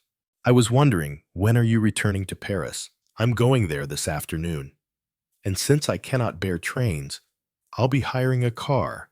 If you like, I'll take you along." "Well, what do you think of my friends?" He inhaled the aroma of his brandy with a critical air, then pulled a cigar case from his pocket. "Please, have one. They're quite good. There's only one place in Bremen where you can get them, and they're straight from Havana." Maigret had emptied his eyes of all thought and made his face a blank. "It's funny, meeting again years later," remarked Van Damme, who seemed unable to cope with silence. "At the age of 20, starting out, we're all on the same footing, so to speak. Time passes, and when we get together again, it's astonishing how far away from one another we seem. I'm not saying anything against them. Mind you, it's just that, back at Belloir's house, I felt uncomfortable. That stifling provincial atmosphere. And Belloir himself, quite the clothes horse, although he hasn't done badly for himself. Seeing as he married the daughter of Morvandeau, the one who's in sprung mattresses, all Belloir's brothers-in-law are in industry, and he's sitting pretty in the bank, where he'll wind up director one of these days." "And the short man with the beard?" asked Maigret. "That one. He may yet find his way and make good. Meanwhile, I think he's feeling the pinch. Poor devil. He's a sculptor in Paris, and talented, it seems. But what do you expect? You saw him, in that get-up from another century. Nothing modern about him, and no business sense. Jeff Lombard. They don't make them any better in his younger days. He was a real joker. Could keep you laughing yourself silly for hours on end. He was going to be a painter. He earned a living as a newspaper artist, then worked as a photo engraver in Liège. He's married. I believe they're expecting their third child. What I'm saying is, when I was with them, I felt as if I couldn't breathe. Those petty lives, with their petty preoccupations and worries, it isn't their fault, but I can't wait to get back to the business world." He drained his glass and considered the almost deserted room, where a waiter at a table in the back was reading a newspaper. "It's settled. Then you're returning to Paris with me. But aren't you traveling with the short, bearded fellow who came with you? Janine, no. By this time, he has already taken the train back. Married. Not exactly. But he always has some girlfriend or other who lives with him for a week, a year, and then he gets a new one, whom he always introduces as Madame Janine. Oh, waiter. The same again. Here. Maigret had to be careful, at times, not to let his eyes give away how keenly he was listening. He had left the address of the Café de Paris back at headquarters, and the proprietor now came over to tell him personally that he was wanted on the phone. News had been wired from Brussels to the police judiciaire. The 30,000 franc notes were handed over by the Banque Générale de Belgique to one Louis Junet in payment of a check signed by Maurice Belloir. Opening the door to leave the telephone booth, Maigret saw that Van Damme, unaware that he was being observed, had allowed himself to drop his mask and now seemed deflated and, above all, less glowing with health and optimism. He must have felt those watchful eyes on him. However, for he shuddered, automatically becoming the jovial businessman once again.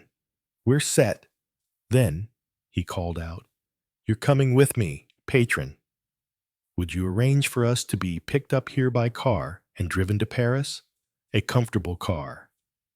See to it, will you? And in the meantime, let's have another. He chewed on the end of his cigar, and just for an instant, as he stared down at the marble table, his eyes lost their luster, while the corners of his mouth drooped, as if the tobacco had left a bitter taste in his mouth. It's when you live abroad that you really appreciate the wines and liqueurs of France. His words rang hollow, echoing in the abyss lying between them and the man's troubled mind. Jeff Lombard went by in the street, his silhouette slightly blurred by the tulle curtains. He was alone. He walked with long strides, slowly and sadly, seeing nothing of the city all around him. He was carrying an overnight bag, and Maigret found himself thinking about those two yellow suitcases. Lombard's was a better quality, though, with two straps and a sleeve for a calling card. The man's shoe heels were starting to wear down on one side, and his clothes did not look as if anyone brushed them regularly. Jeff Lombard was walking all the way to the station. Van Damme, sporting a large platinum signet ring on one finger, was wreathing himself in a fragrant cloud of cigar smoke heightened by the alcohol's sharp bouquet. Off in the background, the proprietor could be heard on the on the phone, arranging for the car. Belloir was probably setting out from his new house for the marble portal of the bank, while his wife took their son for a walk along the avenues.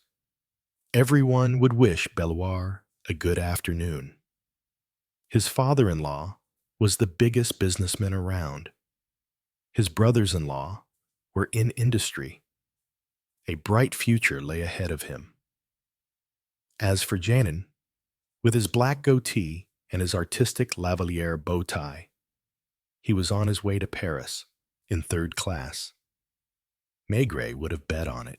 And down at the bottom of the heap was the pale traveler of Neuschans and Bremen, the husband of the herbalist in Rue Picpus, the milling machine operator from Rue de la Roquette, the solitary drinker who went to gaze at his wife through the shop window, sent himself banknotes as if they were a package of old newspapers, bought sausages in rolls at a station buffet, and shot himself in the mouth because he'd been robbed of an old suit that wasn't even his. Ready, Inspector. Maigret flinched and stared in confusion at Van Dam, his gaze so vacant that the other man tried uneasily to laugh and botched it, stammering, "Were you daydreaming wherever you were? It was far away. I suspect it's that suicide of yours you're still worried about." Not entirely. When startled from his reverie, Maigret, and even he did not know why, had been concentrating on an unusual list. Counting up the children involved in this case, one in Rue Picpus, a small figure between his mother and grandmother in a shop smelling of mint and rubber. One in Rheims, who was learning to hold his elbow up by his chin while drawing his bow across the strings of a violin. Two in Liège, in the home of Jeff Lombard, where a third was on the way. One last Armagnac. What do you say? Thank you, I've had enough. Come on, we'll have a stirrup cup. Or in our case, one for the road. Only Joseph Van Dam laughed, as he constantly felt he must. Like a little boy so afraid to go down into the cellar that he tries to whistle up some courage. Chapter 5. As they drove, at a fast clip, through the gathering dusk, there was hardly a moment's silence. Joseph Van Dam was never at a loss for words, and, fueled by the Armagnac, he managed to keep up a stream of convivial patter. The vehicle was an old sedan, a saloon car with worn cushions, flower holders, and marquetry side pockets. The driver was wearing a trench coat with a knitted scarf around his neck. They had been driving for about 2 hours when the driver pulled over to the side of the road and stopped at least a kilometer from a village, a few lights of which gleamed in the misty evening. After inspecting the rear wheels, the driver informed his passengers that he had found a flat tire, which it would take him 15 minutes or so to repair. The two men got out. The driver was already settling a jack under the rear axle and assured them that he did not need any help. Was it Maigret or Van Dam who suggested a short walk? Neither of them. Actually, it seemed only natural for them to walk a little way along the road, where they noticed a path leading down to the rushing waters of a river. "Look the Marne," said Van Dam. "It's in spate." As they strolled slowly along the little path, smoking their cigars, they heard a noise that puzzled them until they reached the riverbank. 100 meters away, across the water, they saw the lock at Luzency. Its gates were closed, and there was no one around. Right at their feet was a dam, with its milky overspill, churning waters and powerful current. The Marne was running high. In the darkness, they could just make out branches, perhaps entire trees, smashing repeatedly into the barrier until swept at last over its edge.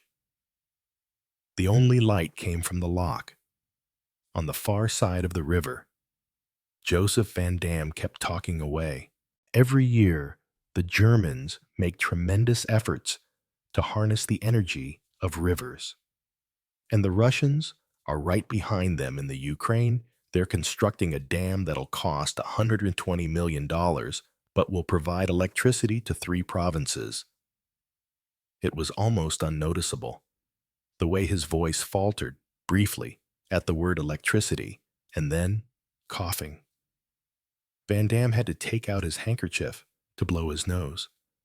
They were on the very brink of the river, shoved suddenly from behind.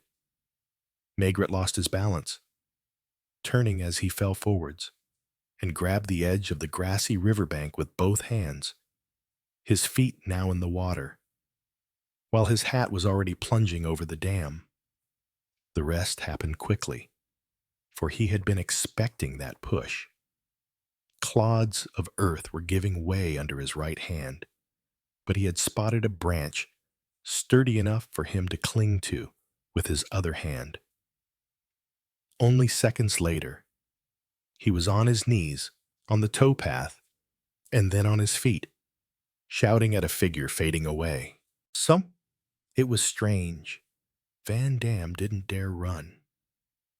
He was heading towards the car, in only a modest hurry, and kept looking back, his legs wobbly with shock, and he allowed himself to be overtaken. With his head down and pulled like a turtle's into the collar of his overcoat, he simply swung his fist once through the air, in rage, as if he were pounding on an imaginary table, and growled through clenched teeth. Idiot! Just to be safe, Maigret had brought out his revolver, gun in hand, without taking his eyes off the other man. He shook the legs of his trousers, soaked to the knees, while water spurted from his shoes. Back at the road, the driver was tapping on the horn to let them know that the car was roadworthy again. "Let's go," said the inspector. And they took their same seats in the car, in silence. Van Dam still had his cigar between his teeth, but he would not meet Maigret's eyes. 10 kilometers, 20 kilometers. They slowed down to go through a town where people were going about their business in the lighted streets. Then it was back to the highway. "You still can't arrest me, though," said Van Dam abruptly, and Maigret started with surprise. And yet these words, so unexpected, spoken so slowly, even stubbornly, had echoed his own misgivings. They reached Meaux. Countryside gave way to the outer suburbs. A light rain began to fall, and whenever the car passed a street lamp, each drop became a star. Then the inspector leaned forwards to speak into the voice pipe. "You're to take us to the police judiciaire, Quai des Orfèvres." He filled a pipe he could not smoke because his matches were now wet. Van Dam's face was almost completely turned away from him and further obscured in the dim light. But he could sense the man's fury. There was now a hard edge to the atmosphere, something rancorous and intense. Maigret himself had his chin thrust out belligerently.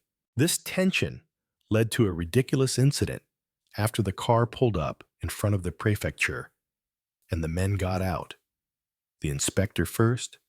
"Come along." The driver was waiting to be paid, but Van Dam was ignoring him. There was a moment of hesitation, indecision. "Well," said Maigret, not unaware of the absurdity of the situation. "You're the one who hired the car. Pardon me if I traveled as your prisoner. It's up to you to pay. A small matter. But didn't it show how much had happened since Reims, and, most importantly, how much the Belgian businessmen had changed?" Maigret paid and silently showed Van Dam to his office. After closing the door behind him, the first thing he did was to stir up the fire in the stove. Next, he took some clothing from a cupboard and, without a glance at the other man, changed his trousers, shoes, and socks, and placed his damp things near the stove to dry. Van Dam had sat down without waiting to be asked to. In the bright light, the change in him was even more striking. He'd left his bogus bonhomie, his open manner and somewhat strained smile back at Lucency, and now, with a grim and cunning look, he was waiting, pretending to pay him no attention. Maigret kept busy for a little while around his office, organizing dossiers, telephoning his boss for some information that had nothing to do with the current case. Finally, he went over to confront Van Dam. "When, where, and how did you first meet the man who committed suicide in Bremen, and who was traveling with a passport in the name of Louis Jaunet?" The other man flinched almost imperceptibly, but faced his challenger with bold composure. Why am I here? You refuse to answer my question." Van Dam laughed, but now his laughter was cold and sarcastic. "I know the law as well as you do, Inspector. Either you charge me and must show me the arrest warrant, or you don't charge me, and I don't have to answer you. And in the first case, the law allows me to wait for the assistance of a lawyer before speaking to you." Maigret did not seem angry or even annoyed by the man's attitude. On the contrary, he studied him with curiosity and perhaps a certain satisfaction. Thanks to the incident at Luzency, Joseph Van Dam had been forced to abandon his play acting and the pretense he had kept up not only with Maigret, but with everyone else, and even, in the end, with himself. There was almost nothing left of the jolly, shallow businessman from Bremen, constantly on the go between his modern office and the finest taverns and restaurants. Gone was the happy-go-lucky operator raking in money with zestful energy and a taste for the good life. All that remained was a haggard face drained of color, and it was uncanny how quickly dark. Puffy circles seemed to have appeared under his eyes. Only an hour earlier, hadn't Van Dam still been a free man who, although he did have something on his conscience, yet enjoyed the self-assurance guaranteed by his broker's license, his reputation, his money, and his shrewdness, and he himself had emphasized this change. In rhymes, he was used to standing round after round of drinks. He offered his guests the finest cigars. He had only to give an order, and a cafe proprietor would hasten to curry favor. Phoning a garage to hire their most comfortable car, he was somebody in Paris. He had refused to pay for the trip. He invoked the law. He appeared ready to argue, to defend himself at every turn, fiercely, like a man fighting for his life. And he was furious with himself. His angry exclamation after what had happened on the bank of the Marne was proof of that. There had been no premeditation. He hadn't known the driver, even when they had stopped for the flat tire. He hadn't immediately realized how that might work to his advantage. Only when they had reached the water, the swirling current. The trees swept by as if they were simply dead leaves, like a fool, without thinking twice. He'd given that push with his shoulder. Now, he was beside himself. He was sure that the inspector had been waiting for that move. He probably even realized that he was done for, and was all the more determined to strike back with everything he had. When he went to light a new cigar, Maigret snatched it from his mouth, tossed it into the coal scuttle, and for good measure removed the hat Van Dam hadn't bothered to take off. "For your information," said the Belgian, "I have business to attend to. If you do not mean to officially arrest me in accordance with the regulations, I must ask you to be good enough to release me. If you don't, I'll be forced to file a complaint for false imprisonment. With regard to your little dip in the river, I might as well tell you that I'll deny everything. The towpath was soggy, and you slipped in the mud. The driver will confirm that I never tried to run away, as I would have if I'd really tried to drown you. As for the rest, I still don't know what you might have against me. I came to Paris on business, and I can prove that. Then I went to Reims to see an old friend, an upstanding citizen like myself. After meeting you in Bremen, where we don't often see Frenchmen, I was trusting enough to consider you a friend, taking you out for dinner and drinks, and then offering you a ride back to Paris. You showed me and my friends the photograph of a man we do not know, a man who killed himself. That's been materially proved. No one has lodged a complaint, so you have no grounds for taking action. And that's all I have to say to you. Maigret stuck a twist of paper into the stove, lit his pipe, and remarked, almost as an afterthought, "You're perfectly free to go." He could not help smiling to see Van Dam so dumbfounded by his suspiciously easy victory. "What do you mean? That you're free? That's all. May I add that I'm quite ready to return your hospitality and invite you to dinner." Rarely had he felt so light-hearted. The other man gaped at him in amazement, almost in fear, as if the inspector's words had been heavy with hidden threats. Warily, Van Dam rose to his feet. "I'm free to return to Bremen." "Why not? You just said yourself that you've committed no crime." For an instant, it seemed that Van Dam might recover his confidence and bluster, might even accept that dinner invitation and explain away the incident at Luzency as clumsiness or a momentary aberration. But the smile on Maigret's face snuffed out that flicker of optimism. Van Dam grabbed his hat and clapped it onto his head. "How much do I owe you for the car?" "Nothing at all. Only too happy to have been of service."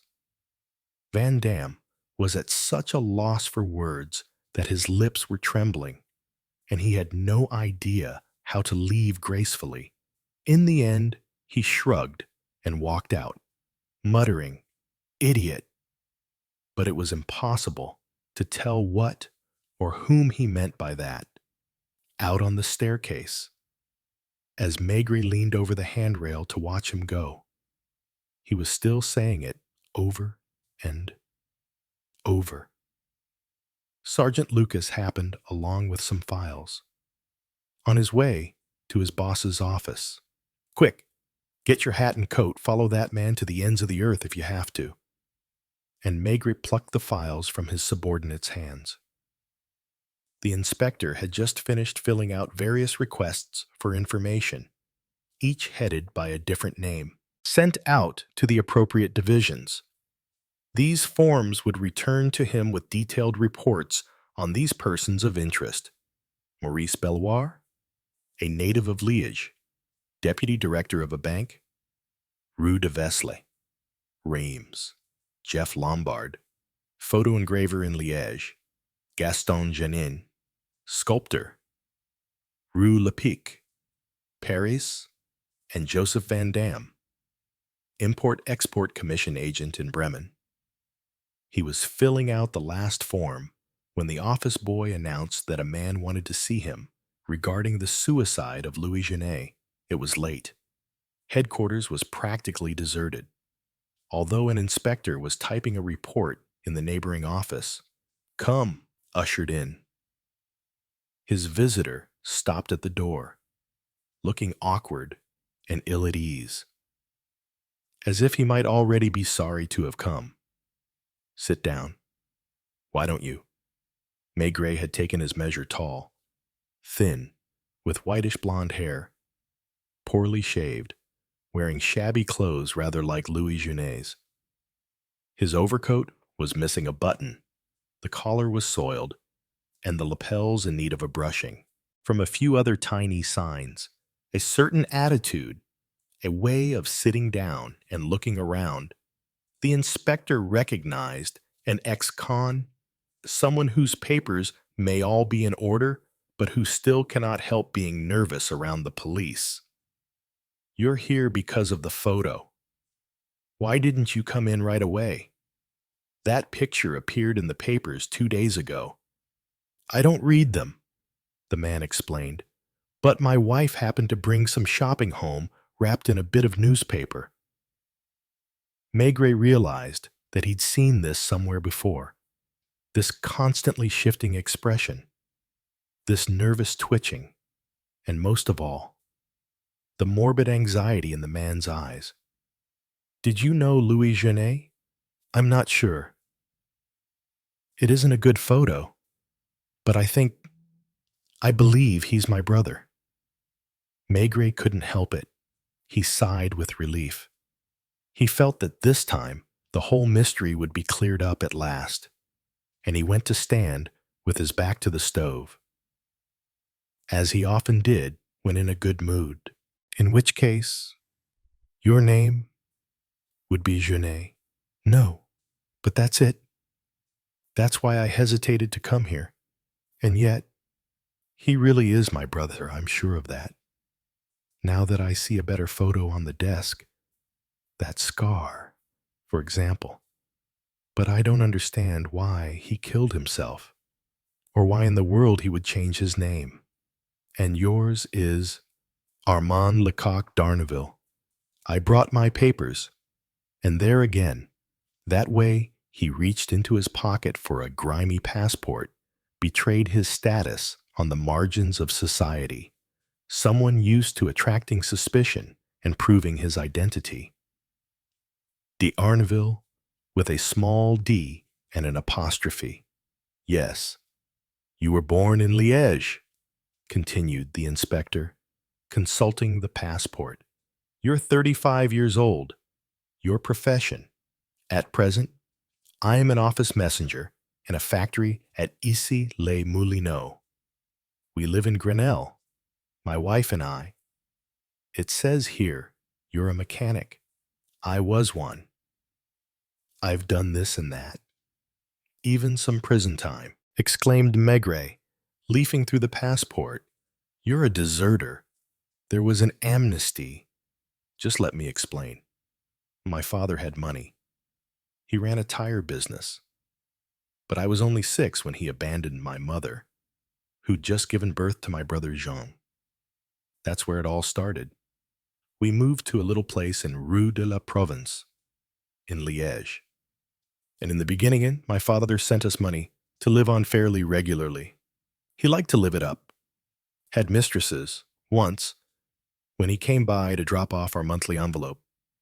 There was a woman in the car, waiting for him down in the street. There were scenes, arguments, and my father stopped paying.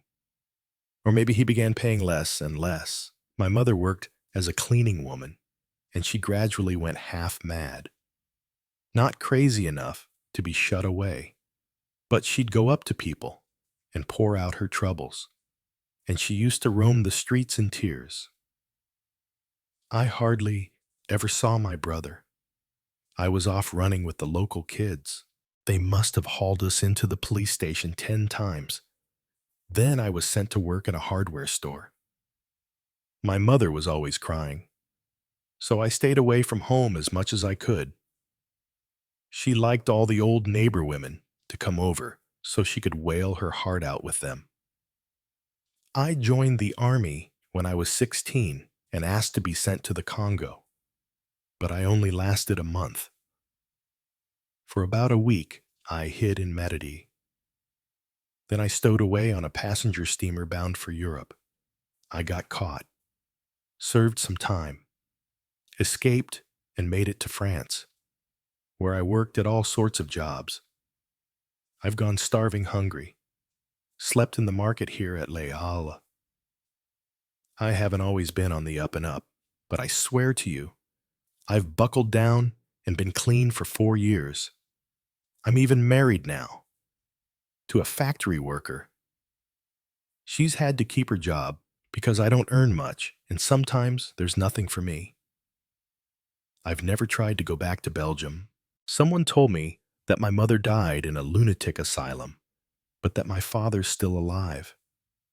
He never wanted to bother with us, though. He has a second family, and the man gave a crooked smile, as if to apologize. What about your brother? It was different with him. Jean was serious.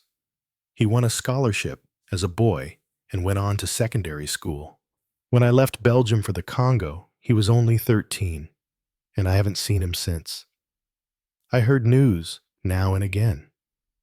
Whenever I ran into anyone from Liège, some people took an interest in him, and he went on to study at the university there.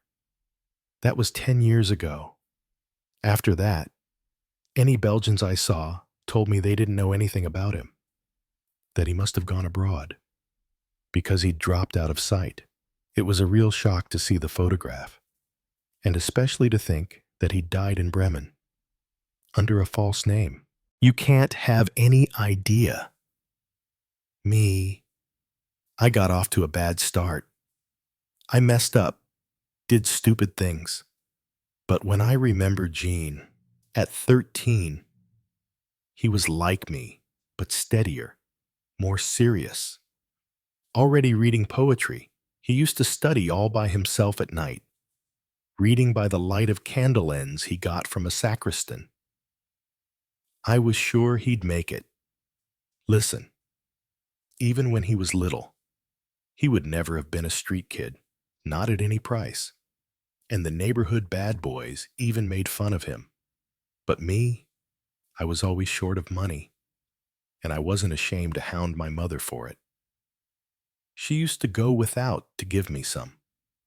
She adored us. At 16. You don't understand.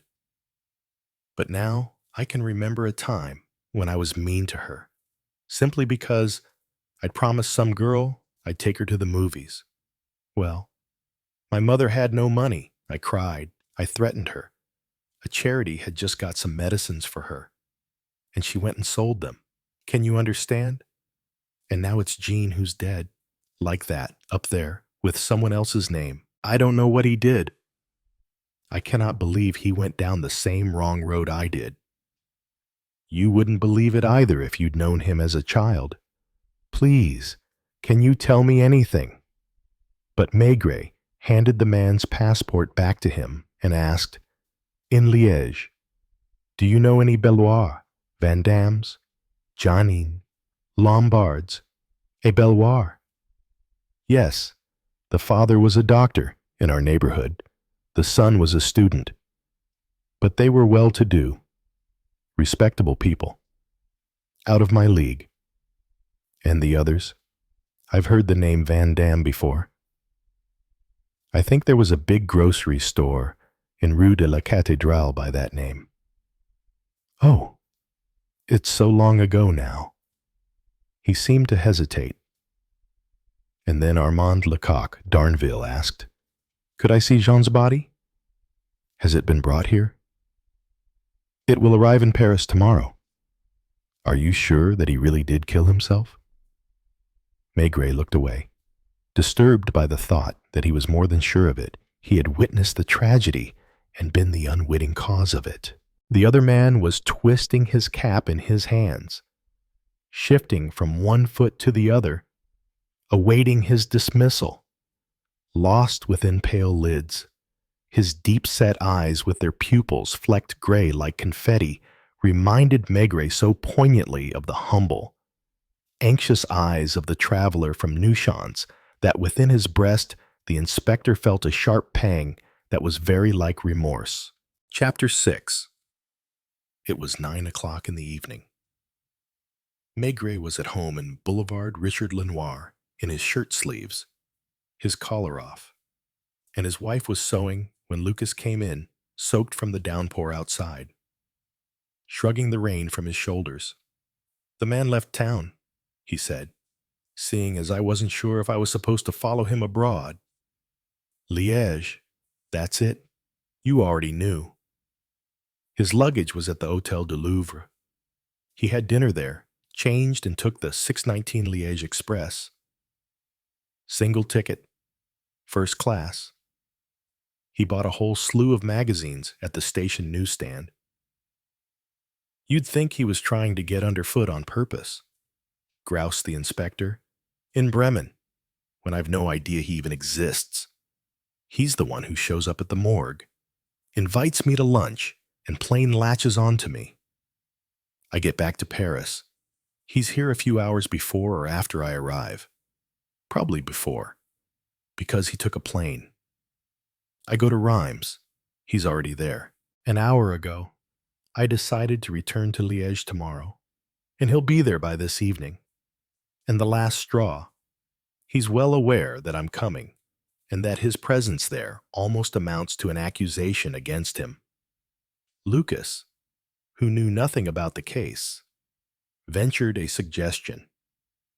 Maybe he wants to draw suspicion on himself to protect somebody else. Are you talking about a crime? Asked Madame Maigret peaceably, without looking up from her sewing. But her husband rose with a sigh and looked back at the armchair in which he'd been so comfortable just a moment before. How late do the trains run to Belgium? Only the night train is left at 9:30. It arrives in Liège at around 6 a.m. Would you pack my bag? Maigret asked his wife. Lucas, a little something. Help yourself. You know where everything is in the cabinet. My sister-in-law has just sent us some plum brandy, and she makes it herself, in Alsace. It's the bottle with the long neck. He dressed, removed clothing B from the yellow suitcase and placed it, well wrapped, in his travel bag. Half an hour later, he left with Lucas, and they waited outside for a taxi. What case is this? Lucas asked. I haven't heard anything about it around the shop. I hardly know myself, the inspector exclaimed. A very strange fellow died, in a way that makes no sense, right in front of me, and that incident is all tied up in the most ungodly tangle of events, which I'm attempting to figure out. I'm charging blindly at it like a wild boar, and wouldn't be surprised if I wound up getting my knuckles rapped. Here's a taxi. Shall I drop you off somewhere? It was 8 in the morning when Maigret left the Hôtel du Chemin de Fer, across from Gare des Guillemins, in Liège. He'd taken a bath, shaved, and was carrying a package containing not all of clothing B, just the suit jacket. He found Rue Haute-Sauvenière, a steep and busy street, where he asked for directions to Morcel's. In the dim light of the tailor's shop, a man in shirt sleeves examined the jacket, turning it over and over carefully while questioning the inspector. It's old, he finally announced, and it's torn. That's about all I can tell you. Nothing else comes to mind. Not a thing. The collar's poorly cut. It's imitation English woolen cloth, made in Verviers. And then the man became more chatty. You're French. Does this jacket belong to someone you know? With a sigh, Maigret retrieved the suit jacket as the man nattered on, and at last wound up where he ought to have started. You see, I've only been here for the past 6 months. If I'd made the suit in question, it wouldn't have had time to wear out like that. And Monsieur Morcel, in Robermont. Is that far from here? The tailor laughed, tickled by the misunderstanding. Robermont, that's our cemetery. Monsieur Morcel died at the beginning of this year, and I took over his business. Back out in the street, with his package under his arm, Maigret headed for Rue Horchateau, one of the oldest streets in the city, where, at the far end of a courtyard, he found a zinc plaque announcing Photograveur Centrale, Jeff Lombard, rapid results for work of all kinds.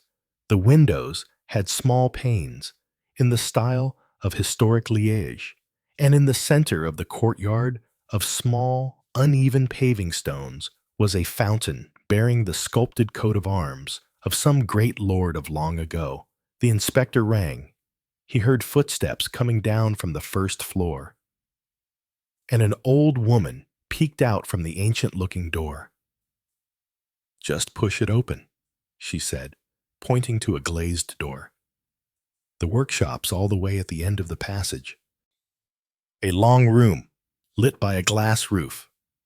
2 men in blue overalls, working among zinc plates and tubs full of acids. A floor strewn with photographic proofs and paper smeared with thick, greasy ink. The walls were crowded with posters, advertisements, magazine covers. Monsieur Lombard. He's in the office with a gentleman.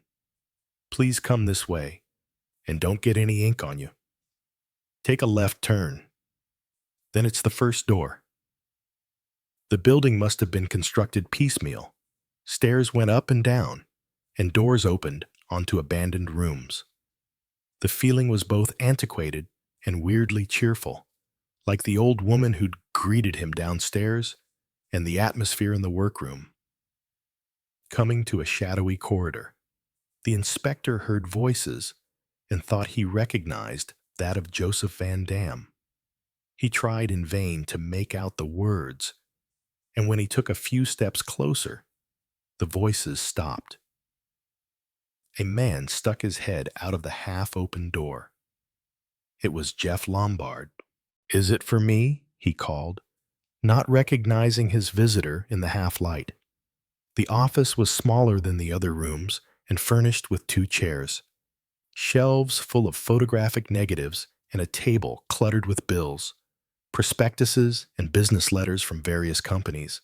And perched on a corner of the table was Van Dam, who nodded vaguely in Maigret's direction and then sat perfectly still, scowling and staring straight ahead. Jeff Lombard was in his work clothes. His hands were dirty, and there were tiny blackish flecks on his face. "May I help you?" He cleared papers off a chair, which he pushed over to his visitor, and then he looked around for the cigarette butt he'd left balanced on the edge of a wooden shelf, now beginning to char. "Just some information," replied the inspector, without sitting down. "I'm sorry to bother you, but I'd like to know if, a few years ago, you ever knew a certain Jean Lecoq d'Arneville." There was a quick, distinct change. Van Dam shuddered, but resisted turning towards Maigret, while Lombard bent abruptly down to pick up a crumpled paper lying on the floor. "I may have heard that name before," murmured the photo engraver. "He, from Liège, isn't he?" The color had drained from his face. He moved a pile of plates from one spot to another. "I don't know what became of him. It was so long ago. Jeff, hurry." It was a woman's voice, coming from the labyrinth of stairs and corridors. And she arrived at the open door breathless from running, so excited that her legs were shaky and she had to wipe her face with a corner of her apron. Maigret recognized the old lady he'd seen downstairs, Jeff, and he, now even whiter from emotion, his eyes gleaming, gasped, "Well, a girl, hurry." The man looked around, stammered something impossible to decipher, and dashed out of the door, alone with Maigret. Van Dam pulled a cigar from his pocket, lit it slowly, crushed out the match with his shoe. He wore the same wooden expression as in Maigret's office. His mouth was set in the same hard line, and he ground his jaws in the same way.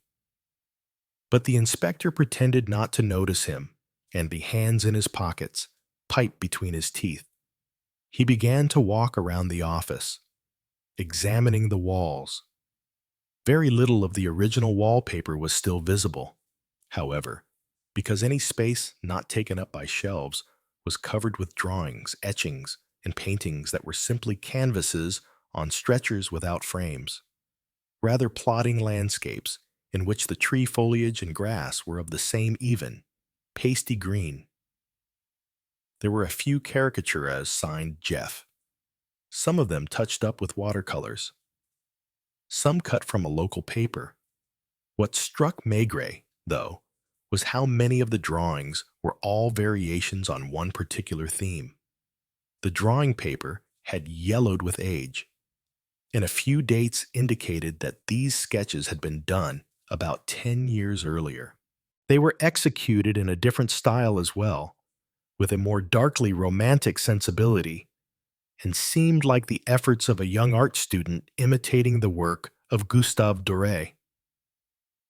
A first ink drawing showed a hanged man swinging from a gallows on which perched an enormous crow, and there were at least 20 other etchings and pen or pencil sketches that had the same leitmotif of hanging.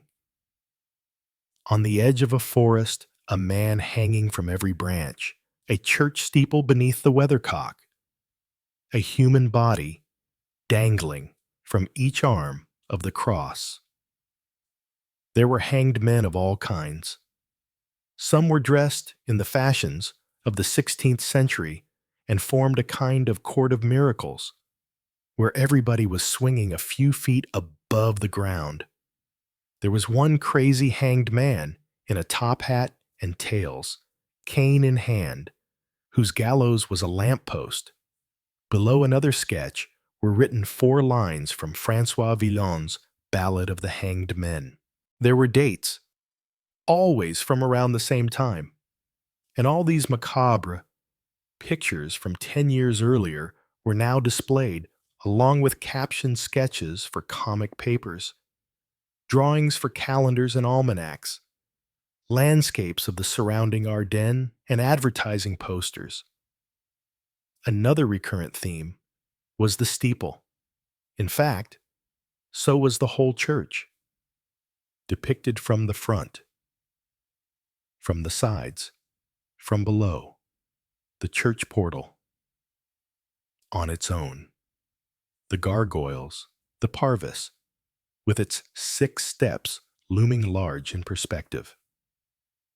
Always the same church.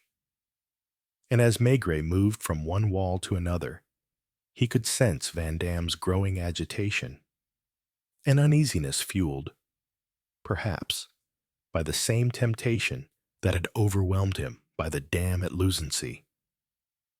A quarter of an hour passed like this, and then Jeff Lombard returned, his eyes moist with emotion, wiping his hand across his forehead and brushing away a stray lock of hair. "Please forgive me," he said. "My wife has just given birth. A girl." There was a hint of pride in his voice. But as he spoke, he was looking anxiously back and forth between Maigret and Van Damme. "Our 3rd child.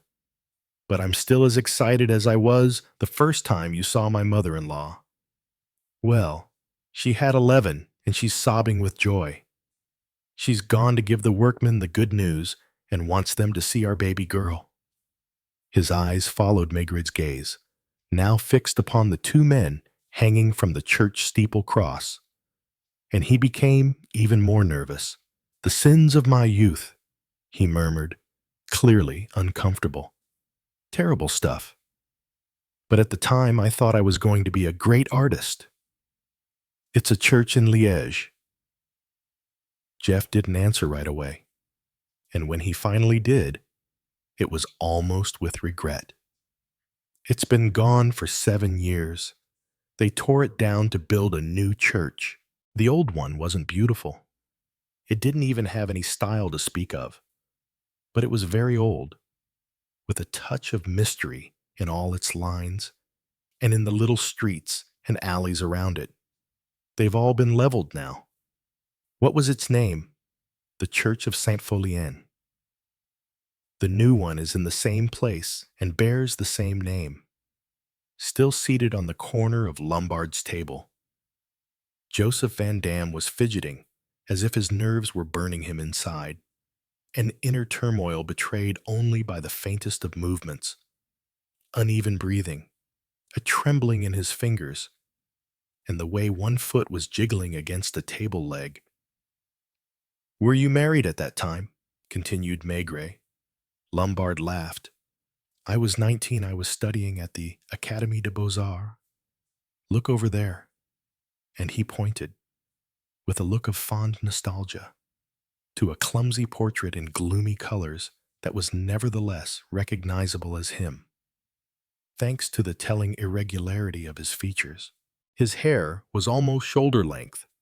He wore a black tunic buttoned up to his neck, and an ample lavalier bow tie. The painting was flagrantly romantic, even to the traditional death's head in the background. "If you'd told me back then that I'd wind up a photo engraver," he marveled, with helpless irony. Jeff Lombard seemed equally unsettled by Van Damme and Maigret, but he clearly had no idea how to get them to leave. A workman came for advice about a plate that wasn't ready. Have them come back this afternoon. But they say that will be too late. So what? Tell them I've just had a daughter. Lombard's eyes, his movements, the pallor of his complexion pocked with tiny acid marks. Everything about him reflected a disturbing confusion of joy, anxiety, perhaps even anguish. If I may, I'd like to offer you something. We'll go down to the house. The three men walked back along the maze of corridors and through the door where the old woman had spoken to Maigret. There were blue tiles in the hall and a clean smell, faintly scented. However, with a kind of staleness, perhaps from the stuffiness of the lying-in room. The two boys are at my brother-in-law's. Come through here. He opened the door to the dining room, where the small panes of the windows admitted a dim, bleak light that glinted off the many copper pieces on display everywhere. The furniture was dark. On the wall was a large portrait of a woman, signed Jeff, full of awkward passages, but imbued with a clear desire to present the model, presumably the artist's wife, in a flattering way. When Maigret looked around the room, he was not surprised to find more hanged men, the best ones, considered good enough to frame "You'll have a glass of Genever." The inspector could feel Van Damme glaring coldly at him, obviously infuriated by the whole situation. You were saying a moment ago that you knew Jean Lecoq d'Arneville. Steps sounded on the floor above, probably from the lying-in room. But only casually, the distracted father replied, listening intently to the faint whimpering of the newborn infant. And raising his glass, he exclaimed, "To the health of my little girl and my wife." Turning abruptly away, he drained his glass in one go, then went to the sideboard and pretended to look for something while he recovered from his emotions. But Maigret still caught the soft hiccup of a stifled sob. "I'm sorry. I have to go up there on a day like today." Maigret and Van Damme had not exchanged one word.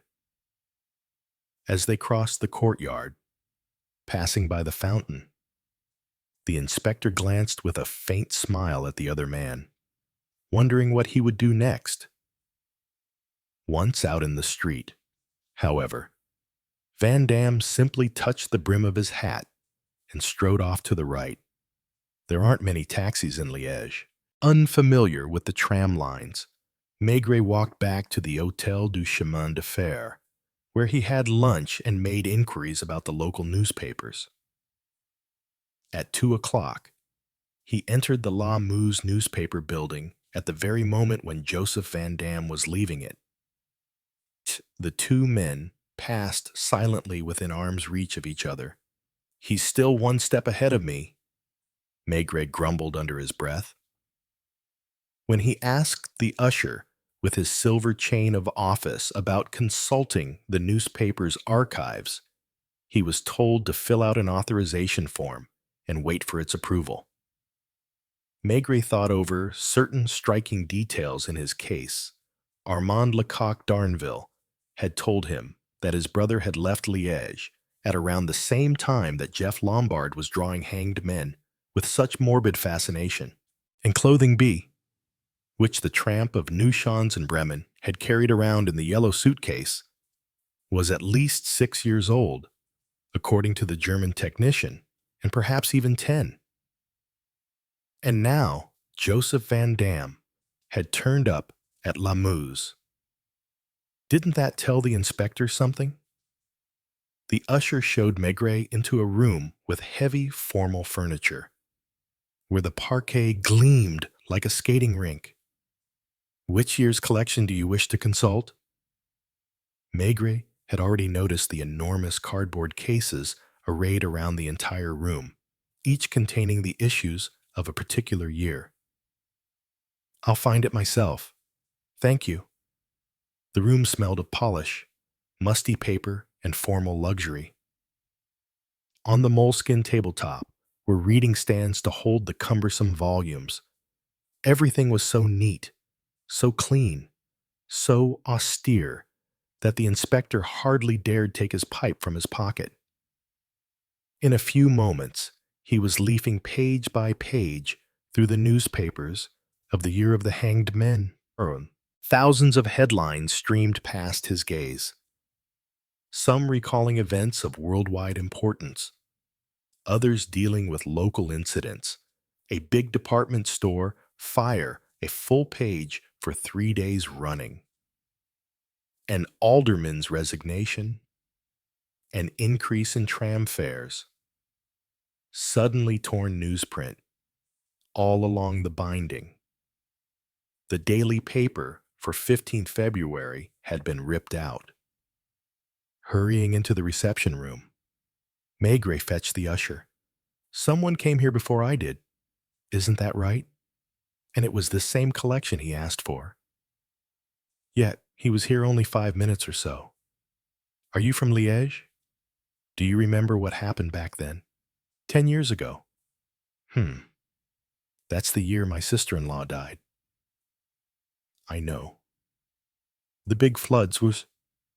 We even had to wait a week for the burial, because the only way you could get around in the streets down by the Meuse was by boat. Here, look at these articles. The king and queen visit the disaster victims. There are photos. And, wait, we're missing an issue. How extraordinary. I'll have to inform the director about this. Maigret picked up a scrap of newsprint that had fallen to the floor while Joseph Van Dam, and there was no doubt about it, had been tearing out the pages for 15th of February. Chapter 7. There are 4 daily papers in Liège. Maigret spent 2 hours checking their archives, one after the other, and, as he expected, they were all missing the 15th of February issue. With its luxury department stores, popular brasseries, cinemas, and dance halls. The place to see and be seen in Liège is the busy quadrangle of streets known as the Carré, at least 3 times. The inspector caught sight of Joseph Van Dam strolling around there, walking stick in hand. When Maigret returned to the Hôtel du Chemin de Fer, he found 2 messages waiting for him. The first was a telegram from Lucas, to whom he had given certain instructions just before leaving Paris. Stove ashes found room, Louis Genet, Rue Roquette. Analyzed by technician, stop. Identified remains. Belgian and French banknotes stop.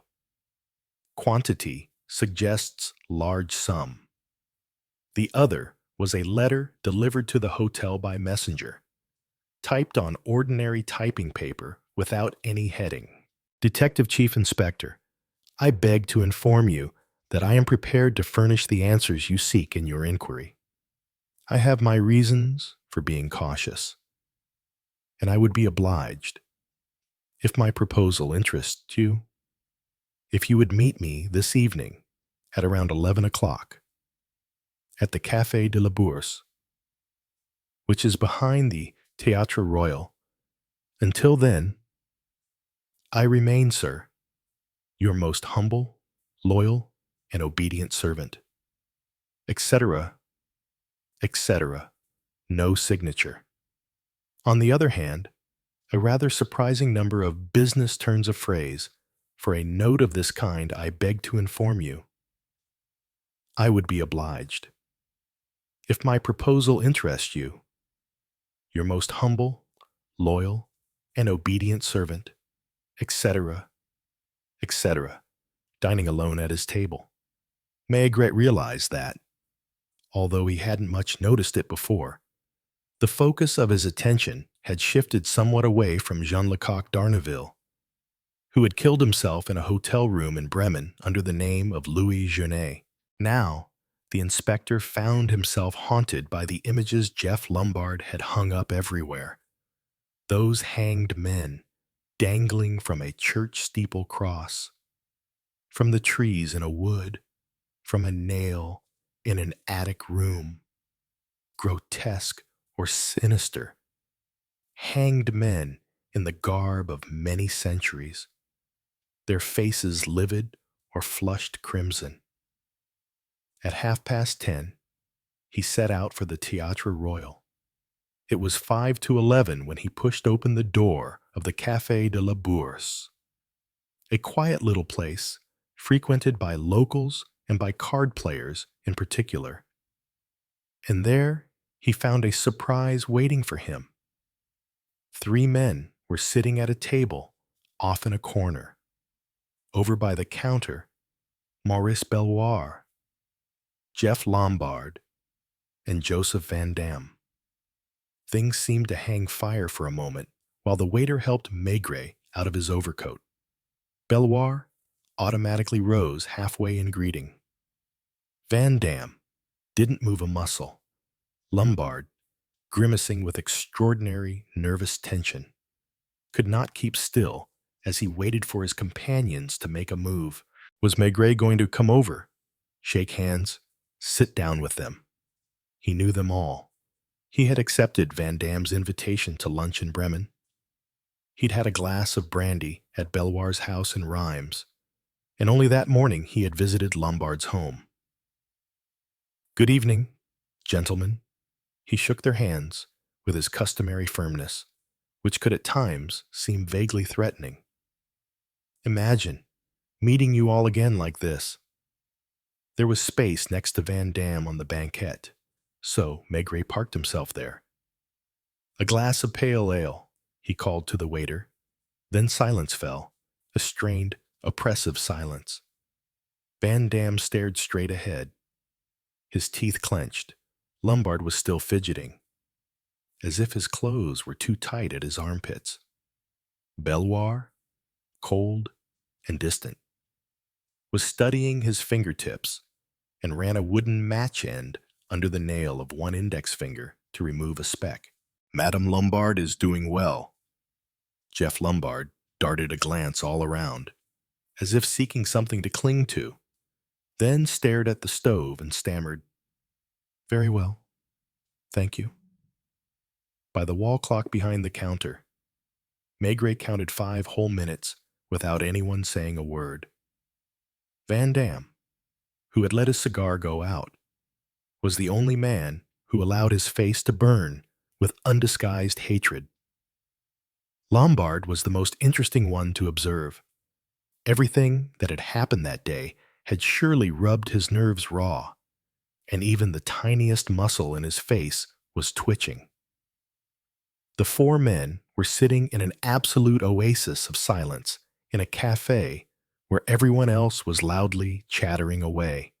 "And belowed again," crowed a card player on the right. "High tierce," said a fellow cautiously on the left. "We're all agreed on that." "3 beers." "3," shouted the waiter. The whole cafe was a beehive of noise and activity, except for that one table of 4, around which an invisible wall seemed to be growing. Lombard was the one who broke the spell. He'd been chewing on his lower lip when suddenly he leaped to his feet and gasped, "The hell with it." After glancing briefly but piercingly at his companions, he grabbed his hat and coat and, flinging the door violently open, left the cafe. "I bet he bursts into tears as soon as he gets off on his own," said Maigret thoughtfully. He'd sensed it, that sob of rage and despair swelling inside the man's throat until his Adam's apple quivered. Turning to Van Dam, who was staring at the marble tabletop, Maigret tossed down half his beer and wiped his lips with the back of his hand. The atmosphere was the same, but 10 times more concentrated, as in the house in Reims, where the inspector had first imposed himself on these 3 people. And the man's imposing bulk itself helped make his stubborn presence all the more menacing. Maigret was tall and wide, particularly broad-shouldered, solidly built, and his run-of-the-mill clothes emphasized his peasant stockiness. His features were coarse, and his eyes could seem as still and dull as a cow's. In this he resembled certain figures out of children's nightmares, those monstrously big blank-faced creatures that bear down upon sleepers as if to crush them. There was something implacable and inhuman about him that suggested a pachyderm plodding inexorably towards its goal. He drank his beer, smoked his pipe, watched with satisfaction as the minute hand of the cafe clock snapped onwards with a metallic click. On a livid clock face, he seemed to be ignoring everyone, and yet he kept an eye on the slightest signs of life to either side. This was one of the most extraordinary hours of his career. For this standoff lasted almost 1 hour, exactly 52 minutes, a war of nerves. Although Jeff Lombard had been hors de combat practically from the outset, the other two men were hanging on. Maigret sat between them like a judge, but one who made no accusations and whose thoughts could not be divined. What did he know? Why had he come? What was he waiting for? A word, a gesture that would corroborate his suspicions. Had he already found out the whole truth? Or was his confident manner simply a bluff? And what could anyone say? More musings on coincidence and chance encounters. Silence reigned. They waited even without any idea of what they were waiting for. They were waiting for something, and nothing was happening. With each passing minute, the hand on the clock quivered as the mechanism within creaked faintly. At first, no one had paid any attention. Now, the sound was incredibly loud, and the event had even separated into 3 stages: an initial click, the minute hand beginning to move, then another click, as if to slide the hand into its new slot. And as an obtuse angle slowly became an acute angle, the clock face changed. The two hands would eventually meet. The waiter kept looking over at this gloomy table in astonishment. Every once in a while, Maurice Belloir would swallow, and Maigret would know this without even looking. He could hear him live, breathe, wince, carefully shift his feet a little now and again, as if he were in church. Not too many customers were left. The red cloths and playing cards were vanishing from the pale marble tabletops. The waiter stepped outside to close the shutters, while the patron sorted the chips into little piles, according to their value. "You're staying?" Belloir finally asked, in an almost unrecognizable voice. "And you?" "I'm not sure." Then Van Dam tapped the table sharply with a coin and called to the waiter, "How much?" "For the round 9 francs 75. The 3 of them were standing now, avoiding one another's eyes, and the waiter helped each of them in turn into his overcoat. "Good night, gentlemen." It was so foggy outside that the street lamps were almost lost in the mist. All the shutters were closed.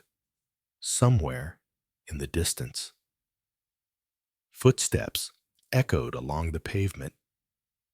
There was a moment's hesitation, for none of the men wanted to take responsibility for deciding in which direction they would go. Behind them, someone was locking the doors of the cafe and setting the security bars in place. Off to the left lay an alley of crookedly aligned old houses. "Well, gentlemen," announced Maigret at last, "the time has come to wish you good night." He shook Belloir's hand first. It was cold, trembling. The hand Van Dam grudgingly extended was clammy and soft, and the inspector turned up the collar of his overcoat, cleared his throat, and began walking alone down the deserted street. And all his senses were attuned to a single purpose: to perceive the faintest noise, the slightest ruffle in the air that might warn him of any danger. His right hand gripped the butt of the revolver in his pocket. He had the impression that in the network of alleys laid out on his left, enclosed within the center of Liège, like a small island of lepers, people were trying to hurry along without making a sound. He could just make out a low murmur of conversation, but couldn't tell whether it was very near or far away, because the fog was muffling his senses. Abruptly, he pitched to one side and flattened himself against a door just as a sharp report rang out, and someone, off in the night, took to his heels. Advancing a few steps, Maigret peered down the alley from which the shot had come, but saw only some dark blotches that probably led into blind side alleys and, at the far end 200 meters away, the frosted glass globe announcing a shop selling pommes frites. A few moments later, as he was walking past that shop, a girl emerged from it with a paper cone of golden frites. After propositioning him for form's sake, she headed off to a brighter street, grinding the pen nib down onto the paper with his enormous index finger. Maigret was peacefully writing, pausing from time to time to tamp down the hot ashes in his pipe. He was ensconced in his room in the Hôtel du Chemin de Fer, and according to the illuminated station clock, which he could see from his window, it was 2 in the morning. Dear old Lucas, as one never knows what may happen, I'm sending you the following information so that, if necessary, you will be able to carry on the inquiry I have begun. 1. Last week, in Brussels, a shabbily dressed man who looks like a tramp wraps up 30,000 franc notes and sends the package to his own address. Rue de la Roquette, in Paris. The evidence will show that he often sent himself similar sums, but that he did not make any use of the money himself. The proof is that charred remains of large amounts of banknotes, burned on purpose, have been found in his room. He goes by the name of Louis Genet and is more or less regularly employed by a workshop on his street. He has married contact Madame Genet, herbalist, Rue Picpus, and has a child. After some acute episodes of alcoholism, however, he leaves his wife and child under mysterious and troubling circumstances in Brussels. After posting the money, he buys a suitcase in which to transport some things he's been keeping in a hotel room. While he is on his way to Bremen, I replace his suitcase with another. Then Genet, who does not appear to have been contemplating suicide and who has already bought something for his supper, kills himself upon realizing that the contents of his suitcase have been stolen. The stolen property is an old suit that does not belong to him and which, years earlier, had been torn, as if in a struggle, and drenched with blood. This suit was made in Liège. In Bremen, a man comes to view the corpse, Joseph Van Dam, an import-export commission agent, born in Liège, in Paris. I learn that Louis Genet is in reality Jean Lecoq d'Arneville, born in Liège, where he studied to graduate level. He disappeared from Liège about 10 years ago, and no one there has had any news of him, but he has no black marks against his name. 2. In Reims, before he leaves for Brussels, Jean Lecoq d'Arneville is observed one night entering the home of Maurice Belloir, deputy director of a local bank and born in Liège, who denies this allegation. But the 30,000 francs sent from Brussels were supplied by this same Belloir. At Belloir's house, I encounter Van Damme, who has flown in from Bremen, Jeff Lombard, a photo engraver in Liège, and Gaston Janin, who was also born in that city. As I am traveling back to Paris with Van Damme, he tries to push me into the Marne, and I find him again in Liège, in the home of Jeff Lombard, who was an active painter around 10 years ago and has covered the walls of his home with works from that period depicting hanged men. When I consult the local newspaper archives, I find that all the papers of 15th of February in the year of the hanged men have been stolen by Van Damme. That evening, an unsigned letter promises to tell me everything and gives me an appointment in a local cafe. There I find not one man, but 3 Belloir in from Reims, Van Damme, and Jeff Lombard. They are not pleased to see me. I have the feeling that it's one of these men who has decided to talk. The others seem to be there simply to prevent this. Lombard cracks under the strain and leaves abruptly. I stay with the other 2 men. Shortly past midnight, I take leave of them outside, in the fog. And a few moments later, a shot is fired at me. I conclude both that one of the 3 tried to talk to me, and that one of the same 3 tried to eliminate me, and clearly, given that this last action amounts to a confession, the person in question has no recourse but to try again and not miss me. But who is it, Belloir? Van Damme? Lombard? I'll find out when he tries again. Since accidents do happen, I'm sending you these notes on the off chance, so that you will be familiar with the inquiry from the very beginning. To see the human side of this case, look in particular at Madame Genet and Armand Lecoq d'Arneville, the dead man's brother. And now I'm going to bed. Give my best to everybody back there. Maigret. The fog had faded away, leaving beads of pearly hoarfrost on the trees and every blade of grass in Square d'Avril. A chilly sun gleamed in the pale blue sky as Maigret crossed the square, and with each passing minute, the melting frost fell in limpid drops to the gravel. It was 8 in the morning when the inspector strode through the still deserted carré, where the folded sandwich boards of film posters stood propped against closed shutters. When Maigret stopped at a mailbox to post his letter to Sergeant Lucas, he took a moment to look around him and felt a pang at the thought that somewhere in the city, in those streets bathed in sunlight, a man was at that very moment thinking about him, a man whose salvation depended upon killing him.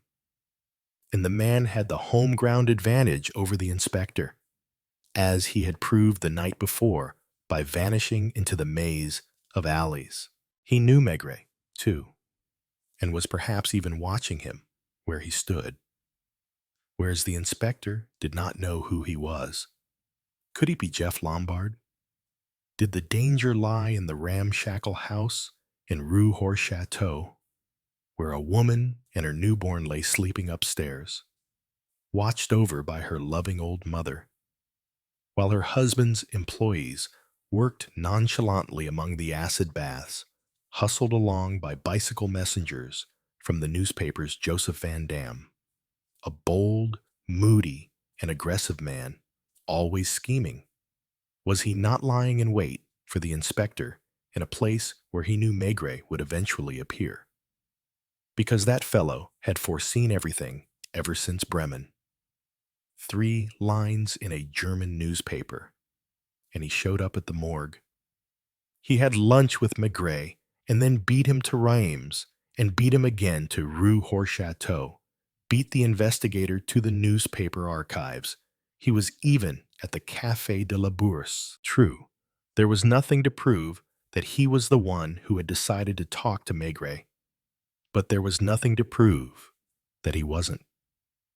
Perhaps it was Maurice Belloir, so cold and formal, the haughty provincial grand bourgeois, who had taken a shot at him in the fog. Maybe he was the one whose only hope was to polish off Maigret. Or Gaston Genin, the little sculptor with the goatee. He hadn't been at the Café de la Bourse, but he could have been lying in ambush in the street. And what connected all that to a hanged man swinging from a church steeple cross, or to clusters of hanged men, or to forests of trees that bore no fruit but hanged men, or to an old blood-stained suit with lapels clawed by desperate fingernails? Typists were going off to work. A municipal street sweeper rolled slowly past, its double-nozzle sprayer and brush roller pushing rubbish into the gutter. At street corners, the local police, in their white enamel helmets, directed traffic with their shiny white gauntlets. Police headquarters, Maigret inquired. He followed the directions and arrived while the cleaning ladies were still busy. But a cheerful clerk welcomed his French colleague and, upon the inspector's request to examine some 10-year-old police records, but only for the month of February. The man exclaimed in surprise, "You're the second person in 24 hours. You want to know if a certain Josephine Bolland was in fact arrested for domestic larceny back then, right? Someone came here yesterday, towards 5 in the afternoon. A citizen of Liège who's made it big abroad, even though he's still quite a young man. His father was a doctor, and him. He's got a fine business going. In Germany, Joseph Van Dam, the very man. But no matter how hard he looked, he couldn't find what he wanted." "Would you show me, Jean?" It was a green index book of daily reports, bound in numerical order. 5 entries were listed for 15th of February, too, for drunkenness and breach of the peace at night. 1 for shoplifting, 1 for assault and battery, and the last one for breach of close and stealing rabbits. Maigret didn't bother to look at them. He simply checked the numbers at the top of each form. Did Monsieur Van Dam consult the book himself? Yes. He took it into the office next door. "Thank you."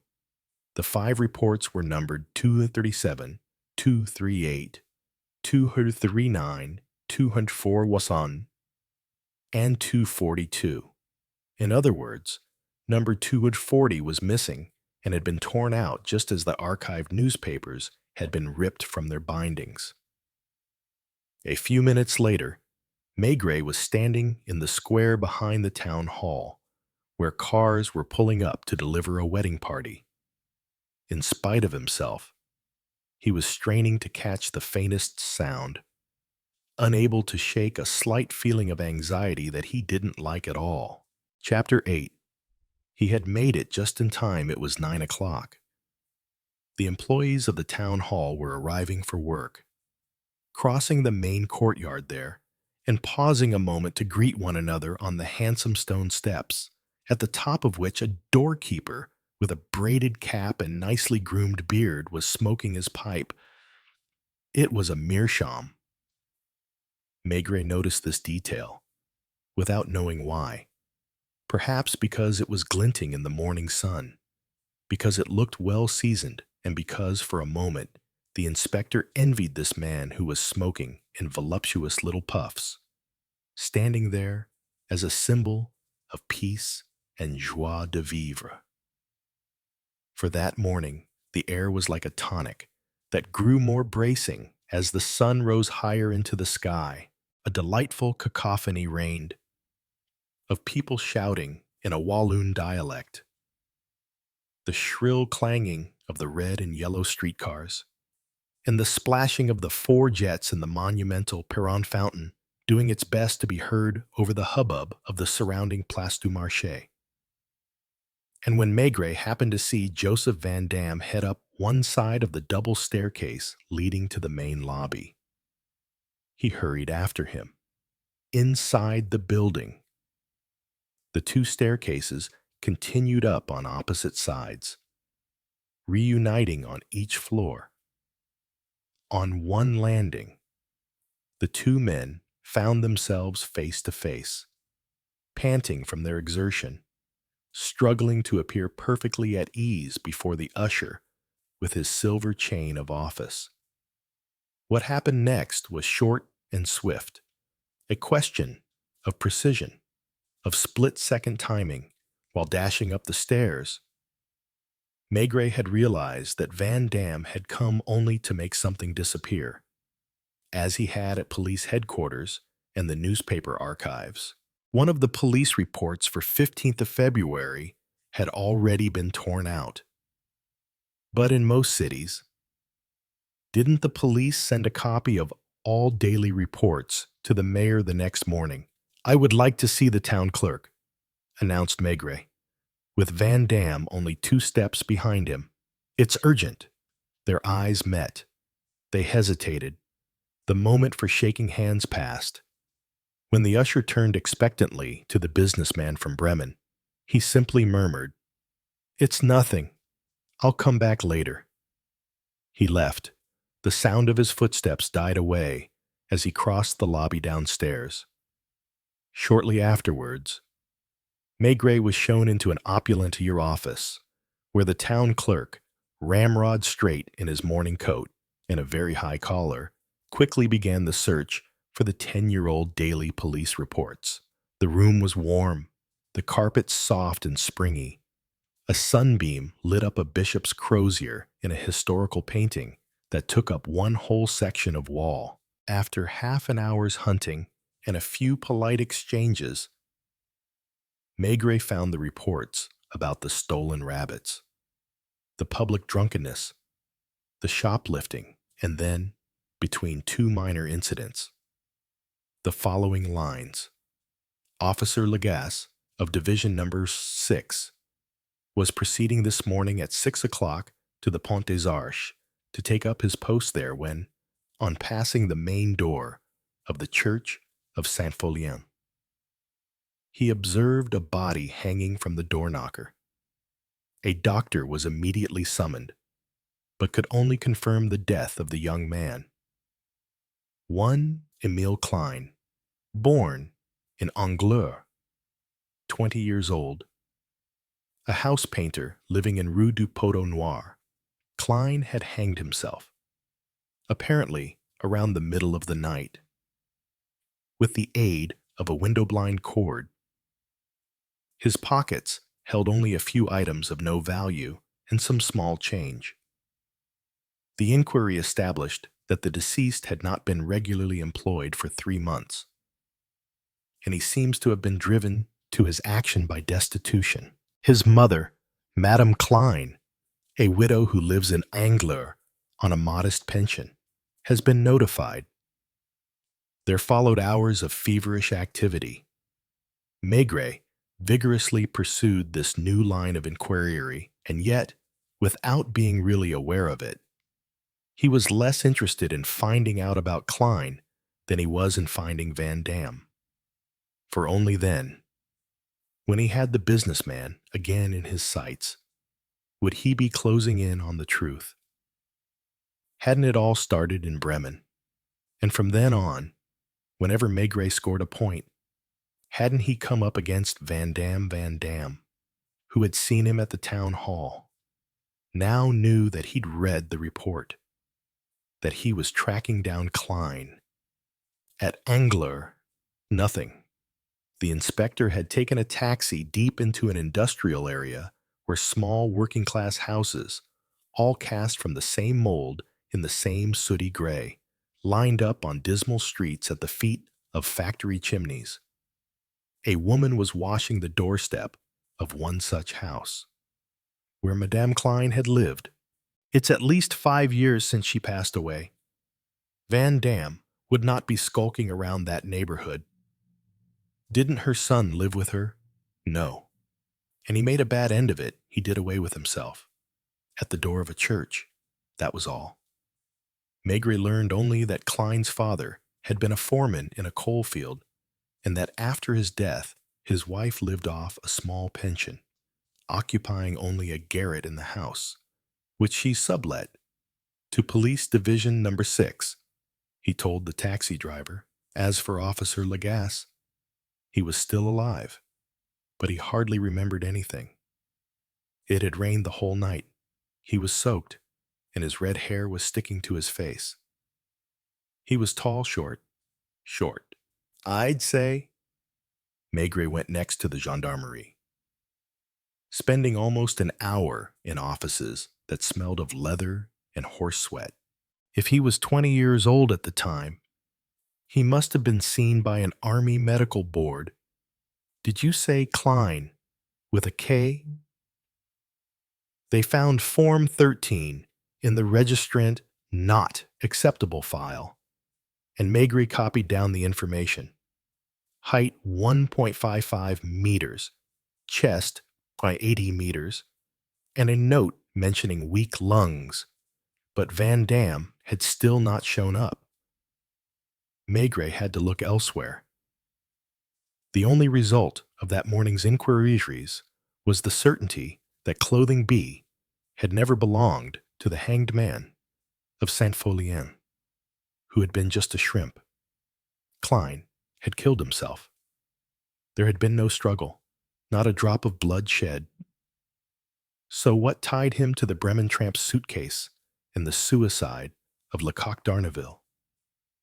Alias Louis Jeunet.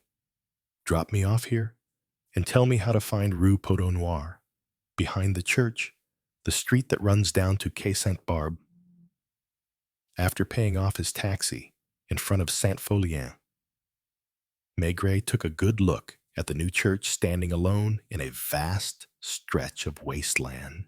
To the right and left of it were boulevards lined by apartment houses built at about the same time as the present church. But behind it, there still remained part of the old neighborhood the city had cut into to make room for Saint-Pholien.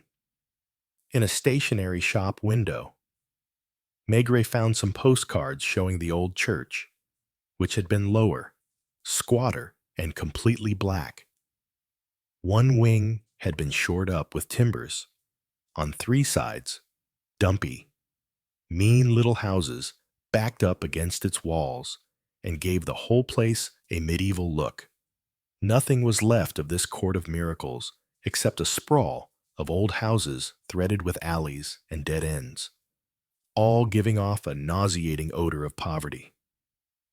A stream of soapy water was running down the middle of Rue du Poteau Noir, which wasn't even 2 paces wide.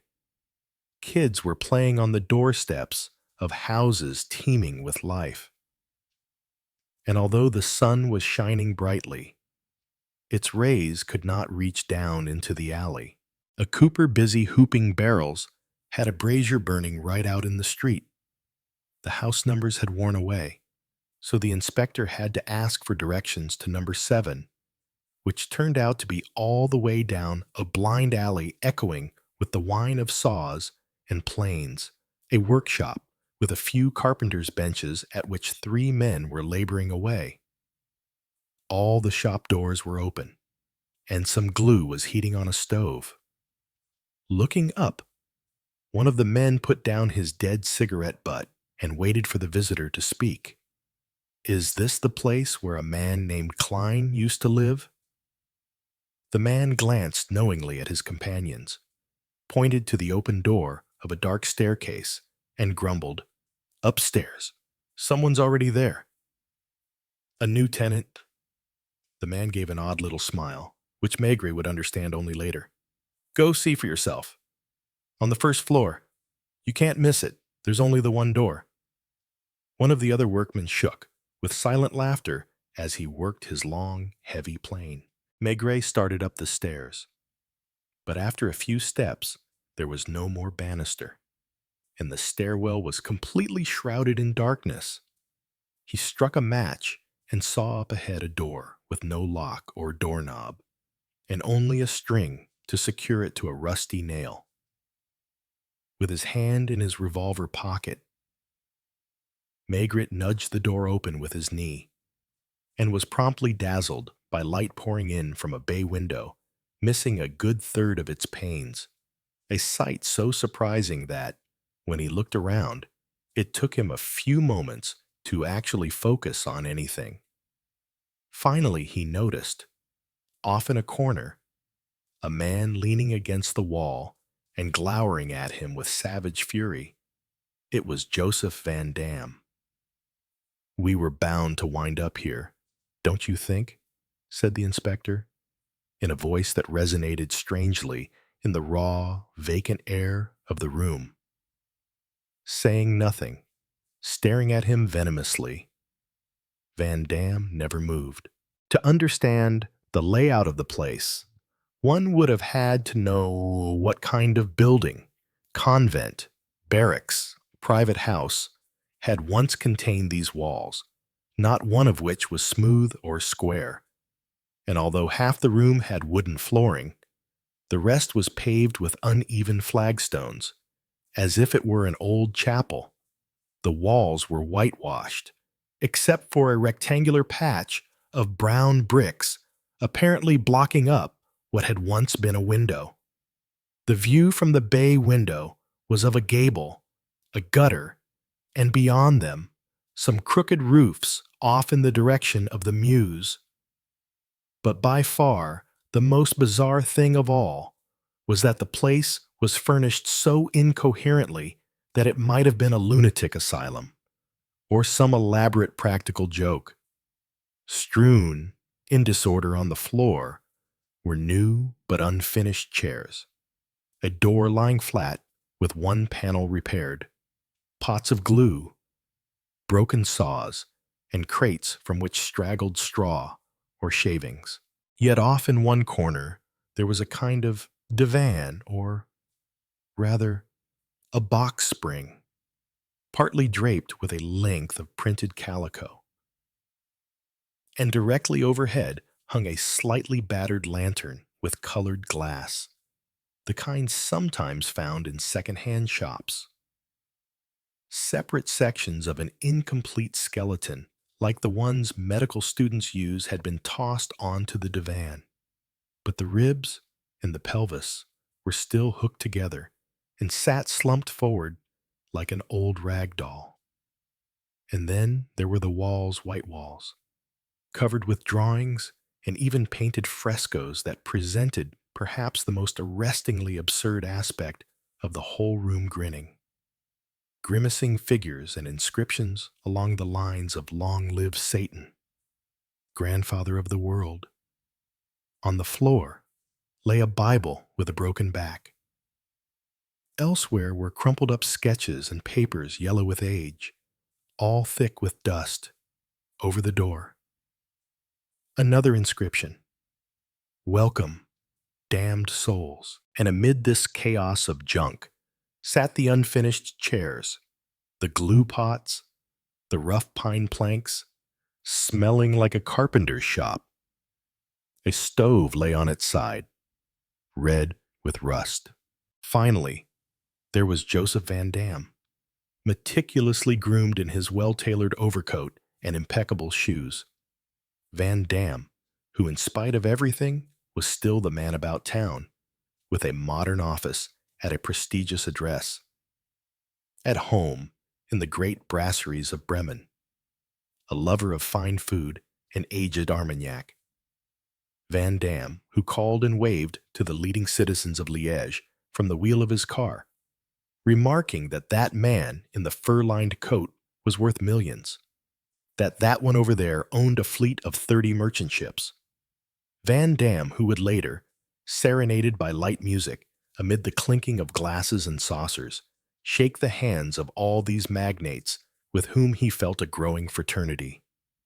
Van Dam, who suddenly looked like a hunted animal, still frozen with his back against the wall, with white plaster marks on his shoulder and one hand in his overcoat pocket, glaring steadily at Maigret. How much? Had he really spoken? Could the inspector, in that unreal atmosphere, have been imagining things, startled? Maigret knocked over a chair with a caved-in seat, which landed with a loud clatter. Van Dam had flushed crimson, but not with the glow of health. His hypertensive face betrayed panic or despair, as well as rage and the desire to live, to triumph at any cost. And he concentrated all his remaining will to resist in his defiant gaze. "What do you mean?" asked Maigret, going over to the pile of crumpled sketches swept into a corner by the bay window, where he began spreading them out for a look. They were studies of a nude figure, a girl with coarse features, unruly hair, a strong, healthy body with heavy breasts and broad hips. "There's still time?" Van Dam continued. 50,000, 100. When the inspector gave him a quizzical look, Van Dam, in a fever of ill-concealed anxiety, barked. 200,000. Fear shivered in the air within the crooked walls of that miserable room. A bitter, sick, morbid fear. And perhaps there was something else. 2. A repressed desire, the intoxicating temptation of murder. Yet Maigret went on examining the old figure drawings, recognizing in various poses the same voluptuous girl, always staring sullenly into the distance. Once, the artist had tried draping her in the length of calico covering the divan. Another time, he had sketched her in black stockings. Behind her was a skull, which now sat at the foot of the box spring. And Maigret remembered having seen that macabre death's head in Jeff Lombard's self-portrait. A connection was arising, still only vaguely, among all these people, these events, across time and space. With a faint tremor of excitement, the inspector smoothed out a charcoal sketch depicting a young man with long hair, his shirt collar wide open across his chest and the beginnings of a beard on his chin. He had chosen a romantic pose, a three-quarter view of the head, and he seemed to be facing the future the way an eagle stares into the sun. It was Jean Lecoq d'Arneville, the suicide of the sordid hotel in Bremen, the tramp who had never got to eat his last dinner. 200,000 francs. And the voice added, even now betraying the businessman who thinks of every detail, of the fluctuations in the exchange rate. French francs. Listen, Inspector. Maigret sensed that pleading would give way to threats, that the fear quivering in his voice would soon become a growl of rage. There's still time. No official action has been taken, and we're in Belgium. There was a candle end in the lantern, beneath the pile of papers on the floor. The inspector found an old kerosene stove. You're not here in an official capacity, and even if, I'm asking you for a month, which means it happened in December. Van Dam seemed to draw back even closer to the wall and stammered, "What do you mean? It's November now. In February. It will have been 10 years since Klein hanged himself. And you're asking me for only 1 month. I don't understand." "Oh, yes, you do." And it was maddening, frightening, to see Maigret go on, leafing through the old papers with his left hand. And the papers were crackling, rustling, while his right hand remained thrust into his overcoat pocket.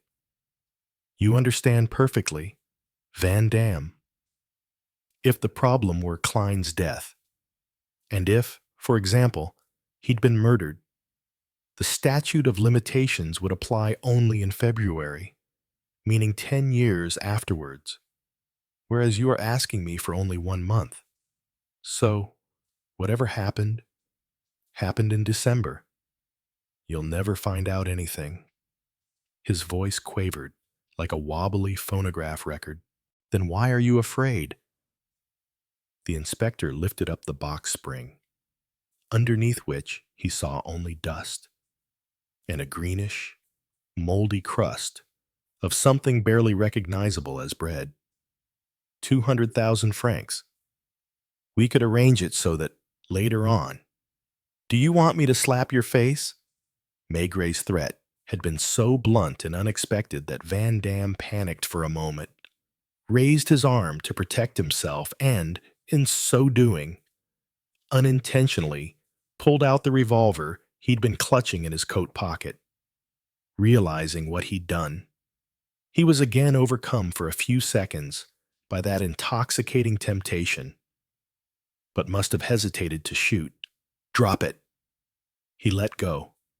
The revolver fell to the floor, near a pile of wood shavings, and, turning his back to the enemy, Maigret kept on rummaging through the bewildering collection of incongruous things. He picked up a yellowish sock, also marbled with mildew.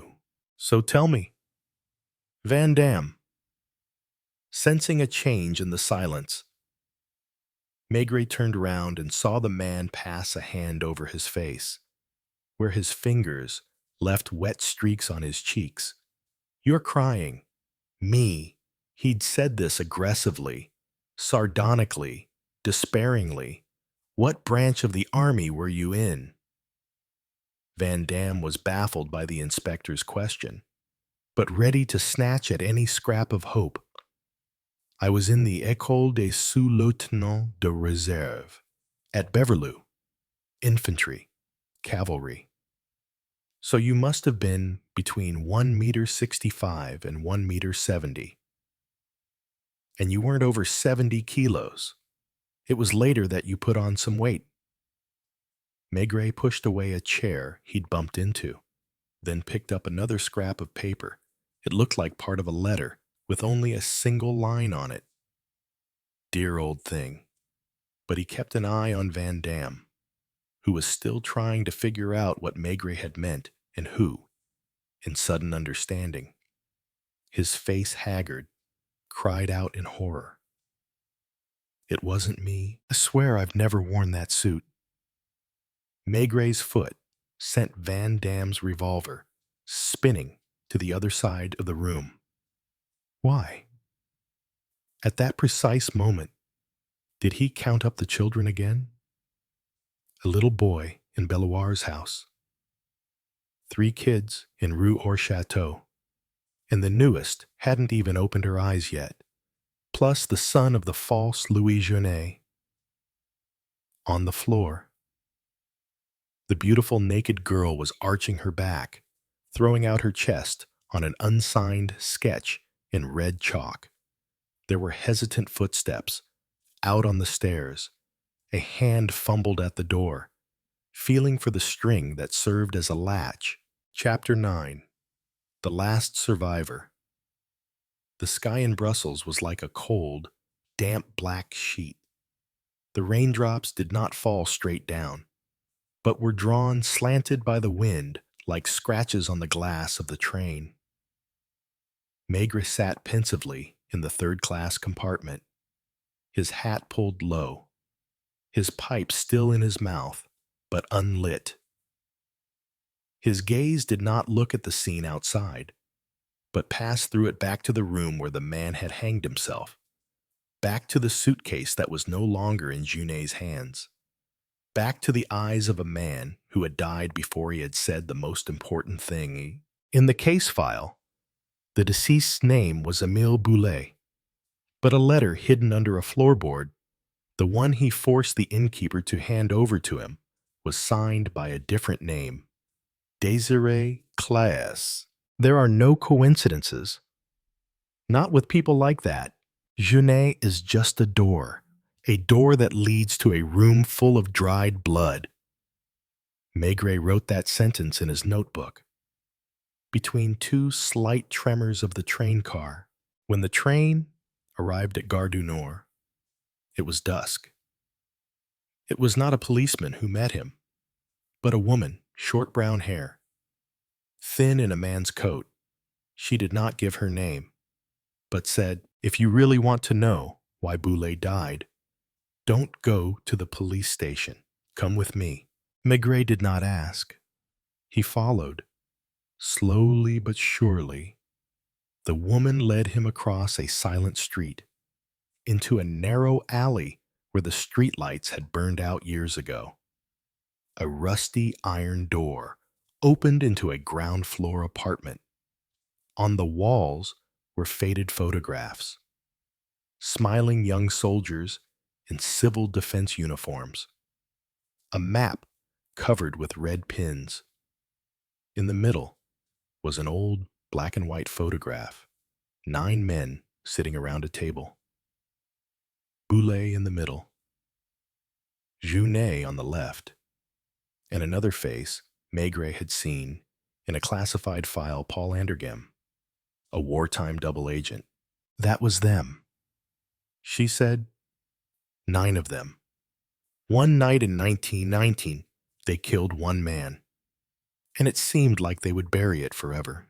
Maigret looked at her, unblinking. "Who are you in this?" "I am the daughter of the 10th man, the man who never returned after that night, my father." Chapter 10. The Three. I am knocking.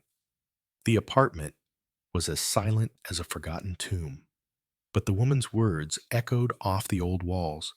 9 survived, 1 died, and we all kept it a secret. Maigret stood before the old photograph, tracing his fingers over the faces of young men who might have been friends or enemies disguised as comrades. War records showed that Andergem had been investigated for killing a French soldier in his unit, but the case never went to trial. My father's name was Georges Delcroix. She said, "No one ever mentions him. He has no grave." Maigret took his pipe out of his mouth and looked up at her. "And now, one of the 9 survivors is trying to clean up the past. Not just one person," she said. "At least 2 people have died in the last 2 months, accidents or suicides. Only the people in the photo realize it wasn't a coincidence." Maigret felt something colder than rain seeping through his clothes, a silent but deliberate arrangement. Not a vengeful killing, but as if to keep the past truly dead. When he left the apartment, it was raining heavily. The yellow gas lamps were splashing water on the pavement. Back at the small hotel by the station, Maigret took off his wet coat and hung it on the door. The clock chimed 3 times, softly. Knock on the door. Not a clock. A real knock 3. Even. Silence. And then 3 more. Maigret got up and walked to the door. There was no one in the hallway. It was a small envelope pushed through the door. Inside was an old photo, the original of 9 people, but this time, 4 faces were crossed out in red ink, and on the back, just one handwritten sentence. Next Thursday. Next up will be Genet. Chapter 11. The man named Genet. Gas lamps cast a dim yellow light on the wet pavement as Maigret stood in front of the used bookstore, where Genet, the 5th man in the photo, worked. A handwritten note taped to the glass door read, "Closed until next week." Maigret knocked 3 times. No one answered. But he knew someone was inside. After a moment's hesitation, he circled to the back door. The smell of rotting paper and old leather from the book storage room inside drifted through the cracks like a whisper. He knocked again. This time, the door opened a crack, just a short silhouette, shoulders shaking slightly. I guess you know why I came, Maigret said evenly. Genet, the little man, with the round glasses and the eyes of a frightened sparrow, said nothing, but his hand shook as he pulled out a photograph identical to the one Maigret had received the night before, 4 faces with red outlines. One of them was Junet's own. I got this morning in an anonymous envelope. I think I'm next. Maigret entered, closing the door behind him. The room was dark, save for the reading lamp that illuminated the old, torn-backed books. On the table lay a sheaf of letters from all over Toulouse, Nantes, Lyon, all from the people in the photographs, or rather, from their relatives. 3 people are dead. 1 fell down the stairs. 1 hung himself. 1 was stabbed in the park, all in 2 months. Junet gasped. We kept that oath for almost 30 years. Now someone is breaking it. Maigret stared at the pile of letters, his eyes stopping at a crumpled piece of paper, on which was written, once again, whoever betrays must pay. What is an oath? Maigret asked. Genet swallowed, not answering, but his lips moved 2 words, Saint-Pholien. Back at the hotel, Maigret checked his files. Saint-Pholien, a small town in Wallonia, Belgium, a temporary base for the resistance during the war. No one in the photo had any legitimate reason to be there, but it was where a French officer had gone missing, and where Georges Delcroix, the father the girl mentioned, had last been seen before, disappearing from history. The next morning, a call came to the police station. We found Genet this morning, in the bookstore, cardiac arrest, no signs of forced entry. Maigret hung up, his hand tightening on his pipe. The 5th person died. And the secret buried in Saint-Pholien begins to knock on the door of the present, 1 word at a time. Chapter 12. The Ghost of Saint-Pholien. Saint-Pholien is a sleepy town nestled in the limestone valleys of Belgium, with more ancient gray stone houses than people. It is an old place that makes time stand still. And it was there that Maigret stepped off the early morning train. Suitcase in hand, a felt hat pulled low to hide the tangled thoughts that swirled around him like fog clinging to the roofs of the streets.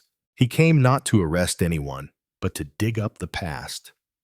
A past that 5 recent deaths were screaming at. In the town archives, World War II records are kept in moldy wooden cabinets. Maigret follows each shaky, handwritten page lists of refugees, missing persons, abruptly disbanded resistance groups, and then he found a strange name appearing in a copy of the 1919 report, Groupe de Justice Rouge. Red Justice Group, composed of 5 young men, operated independently, suspected of involvement in the unofficial execution of a traitorous French official. 5 people, 5 faces in the photo. Maigret stepped out of the archives, pushing open the creaking iron door. The wind whipped at his collar. Before him was the ruined church of Saint-Pholien, which, according to an old letter, had been the group's temporary base. He pushed open the heavy, rotten wooden door. In the dim light, he could see the stone pedestal where the altar had stood, now stained black as old blood. A faint charcoal drawing was on the wall, round and 5-sided a star, An oath. Someone had written it in faded Latin. Fiat justitia ruit caelum. Let justice be done, though the heavens fall. Maigret stood still. The wind passed through the cracks in the rocks, as if someone were whispering justice or revenge. As he left the church, a figure stood waiting on the steps.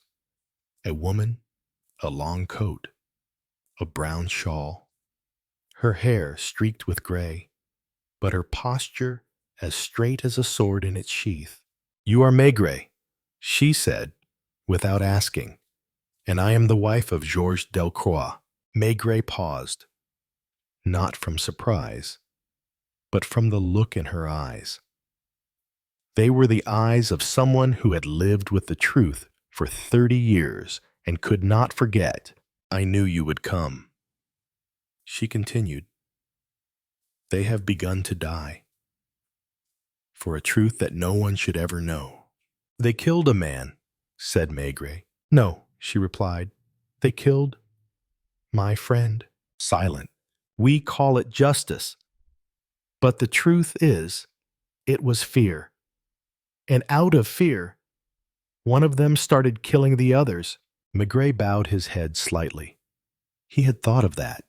"And you came here to tell me who is alive." "No need. You will know."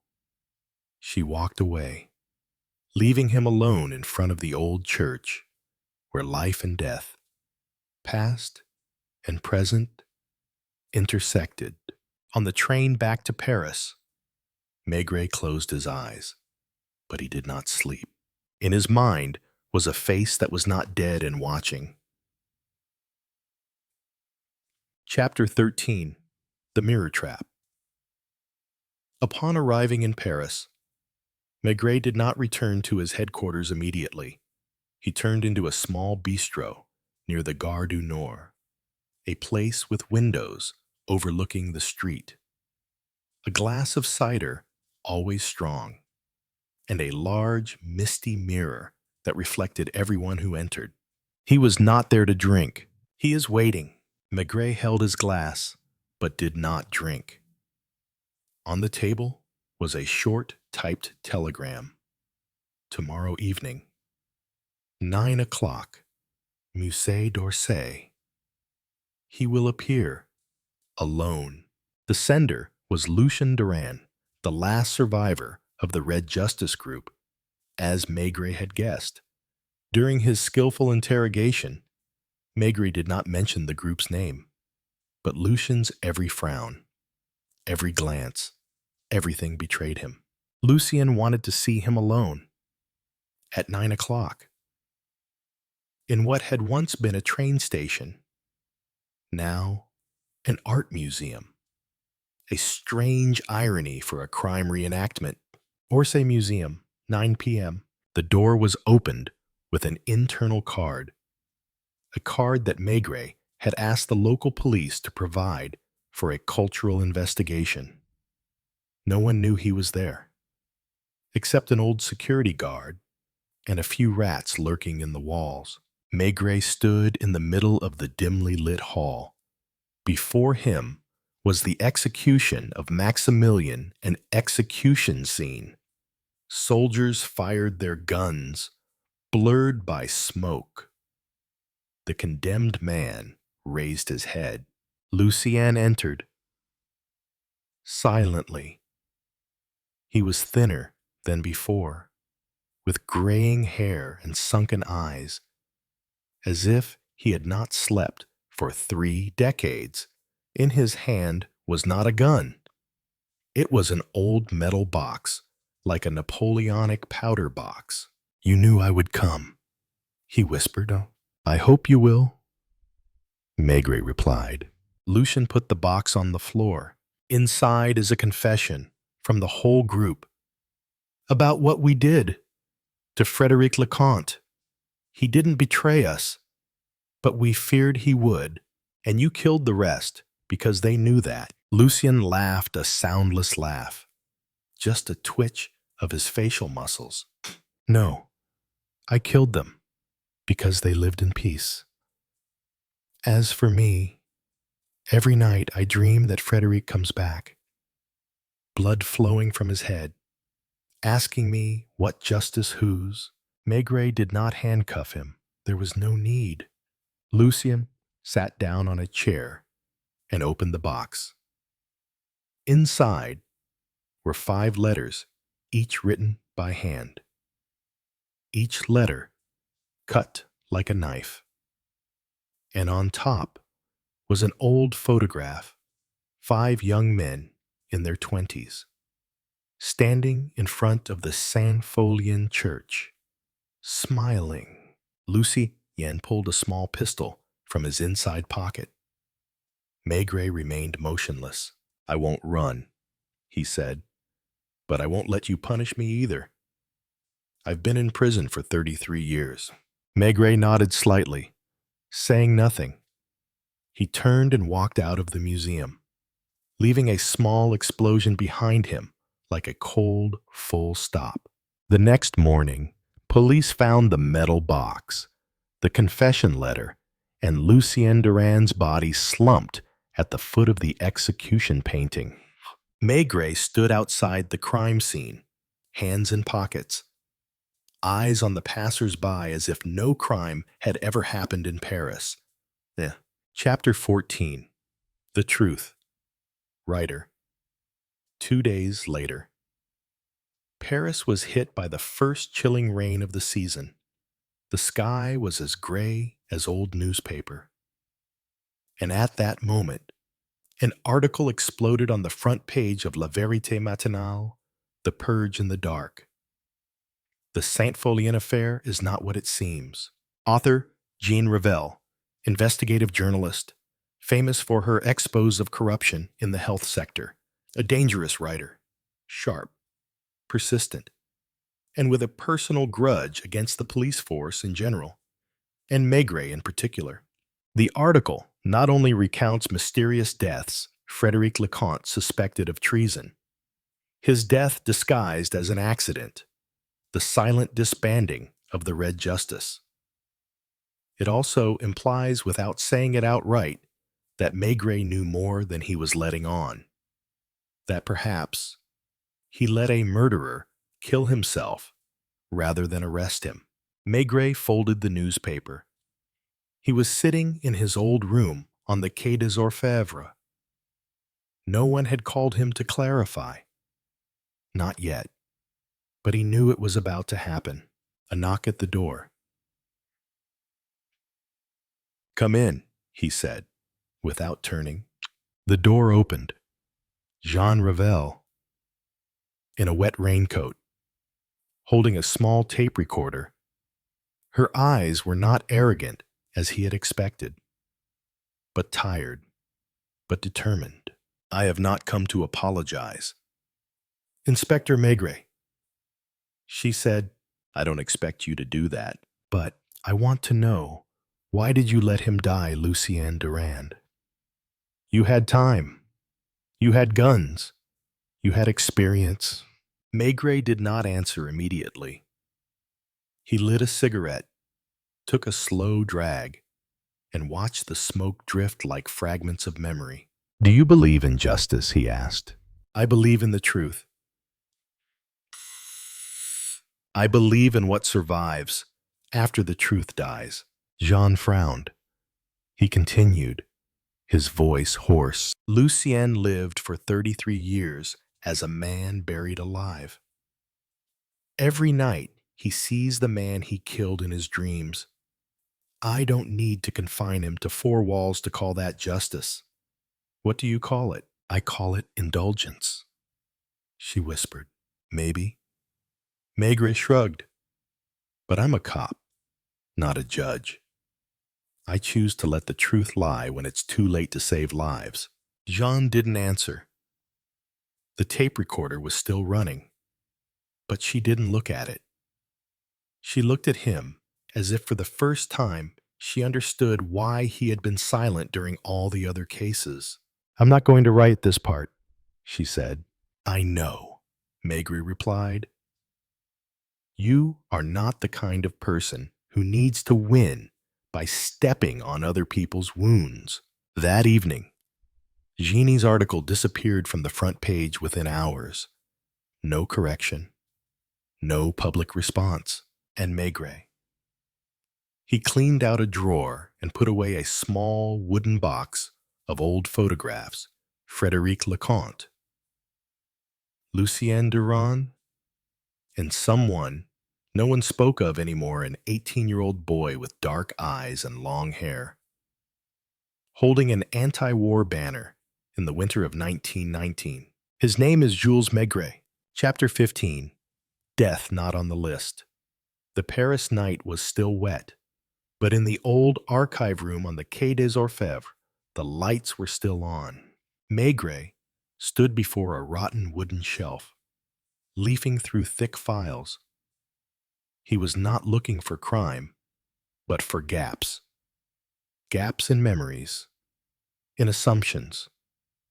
In the silence of the dead, a forensic report falls out of the file bearing the name Jules Marchand, the name they all believed to be the last victim of the Red Justice Group, the one who was supposedly killed for betraying and hiding his past. But there was a problem. The report had never been entered into the official system. The date was crossed out. The handwriting was scrawled. The stab wound did not cause immediate death. The body showed signs of asphyxiation, circular marks around the neck, not consistent with Durand's fingerprints. Maigret frowned. Not Durand. Then who? The next morning, he went to the small nursing home in the 18th arrondissement where Armand Fayolle, the last surviving member of the old group, was bedridden. Fayolle, 78, years old, eyes as cloudy as old glass. Maigret came to the bed, without name tag, without badge. Jules Marchand did not die by Durand. He said bluntly, "You know that." Fayolle trembled. A long time passed before he opened his mouth, his voice crackling like wet coal. "I killed him." Maigret nodded. He was not surprised, but he needed to hear the reason. "He didn't betray," Fayolle said. "He just wanted to get out. He wanted to live. He wanted to get married. I told him he couldn't. No one could go. So he faked the scene and blamed it on Durand." "Yes. Lucien thinks he did it. He was drunk. Out of his mind. But it wasn't him. It was me." Maigret did not arrest Fayolle. He did not call an ambulance. He did not make a report. He simply left a note on the nurse's desk. "I am the last one left. I am also guilty. But he has lived more than half his life bearing it for me. Let him die without adding another sentence." Signed, Maigret. In the evening, in a small wine bar on Rue du Pont Neuf, Maigret sat alone, pouring himself a glass of bitter wine. The question returns like background music in an open case. What is justice? If it comes after the truth, and what is truth? If it saves no one, he doesn't know. But he knew. This time, he wasn't going to let mistake follow mistake. Chapter 16. The Seventh Man. The next morning, as Maigret entered his office, an envelope without a return address was lying neatly on his desk. The paper was pale yellow, thick, and the typeface was old. "You forgot the seventh person. There is still a piece of the past that has not been excavated. A person who once stood in the shadows." Maigret did not react immediately. He looked at the envelope as if it were a rusty knife, not sharp enough to kill, but sharp enough to reopen a wound long closed. The seventh person of the old group. Only 6 were recorded in the files of the 1929 investigation.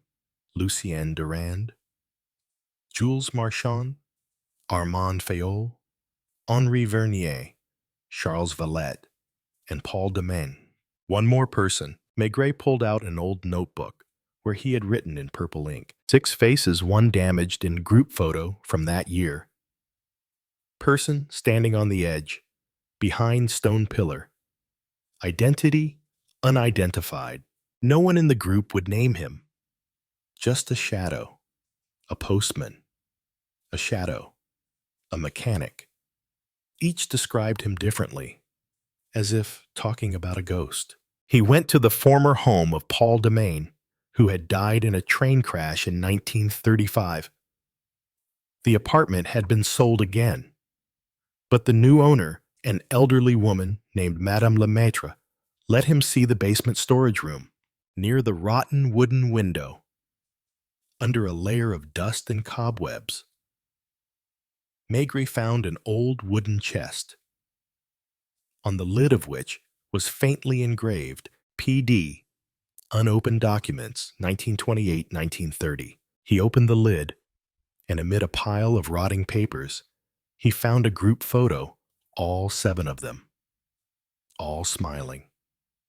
The 7th standing at the edge, half his face obscured by shadow, was barely recognizable. But there was a silver hoop earring on his left ear. Maigret was silent. Silver earrings, a small detail.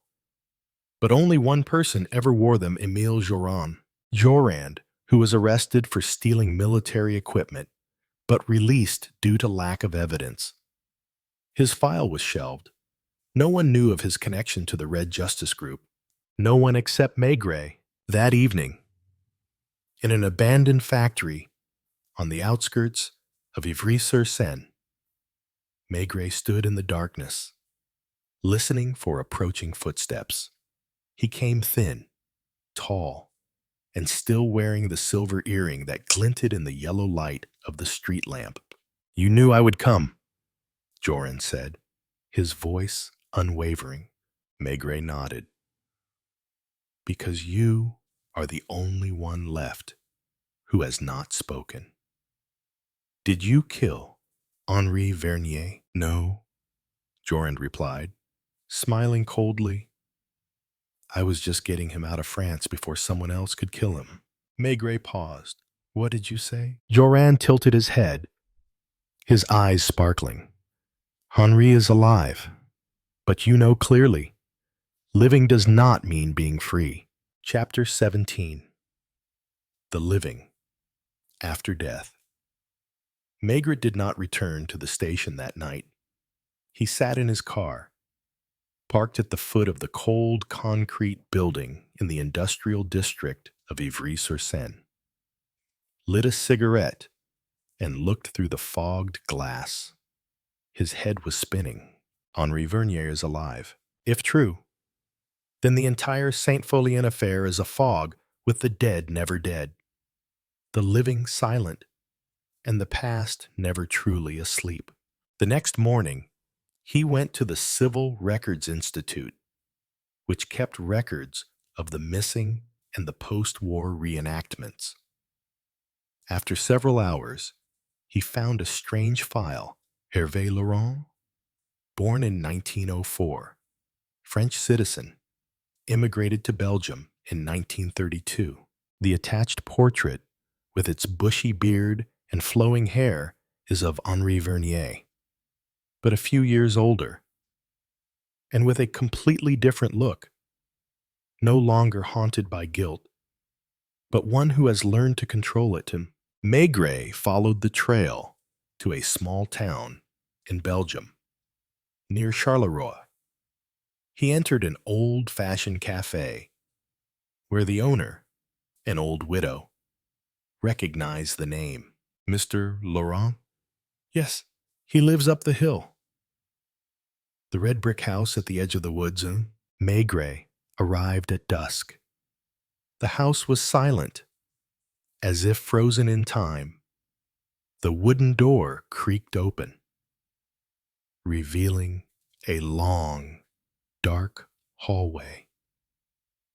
The smell of old ink and tobacco permeated every grain of the walls. He walked into the living room. Henri Vernier was sitting there, alive, like a figure from a faded photograph. He did not seem surprised.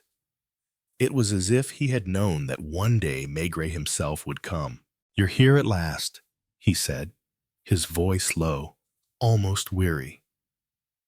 Jorand is a man who can't keep his mouth shut. Maigret said nothing. He just looked at Henri, feeling a cold chill slowly creep up the back of his neck. "He died," said Maigret, 3 nights ago, in a lane near Montreuil. Stabbed in the neck. Henri closed his eyes. "I guess, Charles, or Paul, or Jules, they still think death is the only way to keep a secret." "And you," Maigret asked, "why did you pretend to be dead?" Henri stood up. He walked over to the fireplace, where a small wooden box lay motionless. "It's not because I'm afraid of death. It's because I know the truth will not be forgiven." "What is the truth?" Henri opened the box. Inside, letters, old photos, and a leather notebook. The first page had a single line: "The Saint-Pholien plan. Betrayal from within." Henri turned back. His eyes were red now. "It wasn't me who betrayed him. It was Jules Marchand who sold information to the government. It was he who drove Lucien to suicide. It was he, the one you pardoned that year." Maigret felt his heart sink. Jules Marchand, whom he had once considered a victim of fate, could be the one who had pushed the group into the abyss. Henri held out the notebook. "Take it, if you really want the truth." Outside, the rain began to fall, thick and cold. As Maigret left the house, clutching the leather notebook to his chest, he knew one thing for sure. It wasn't over. Not for Henri, not for Jules, and certainly not for himself. Chapter 18. The Forgotten One. Paris.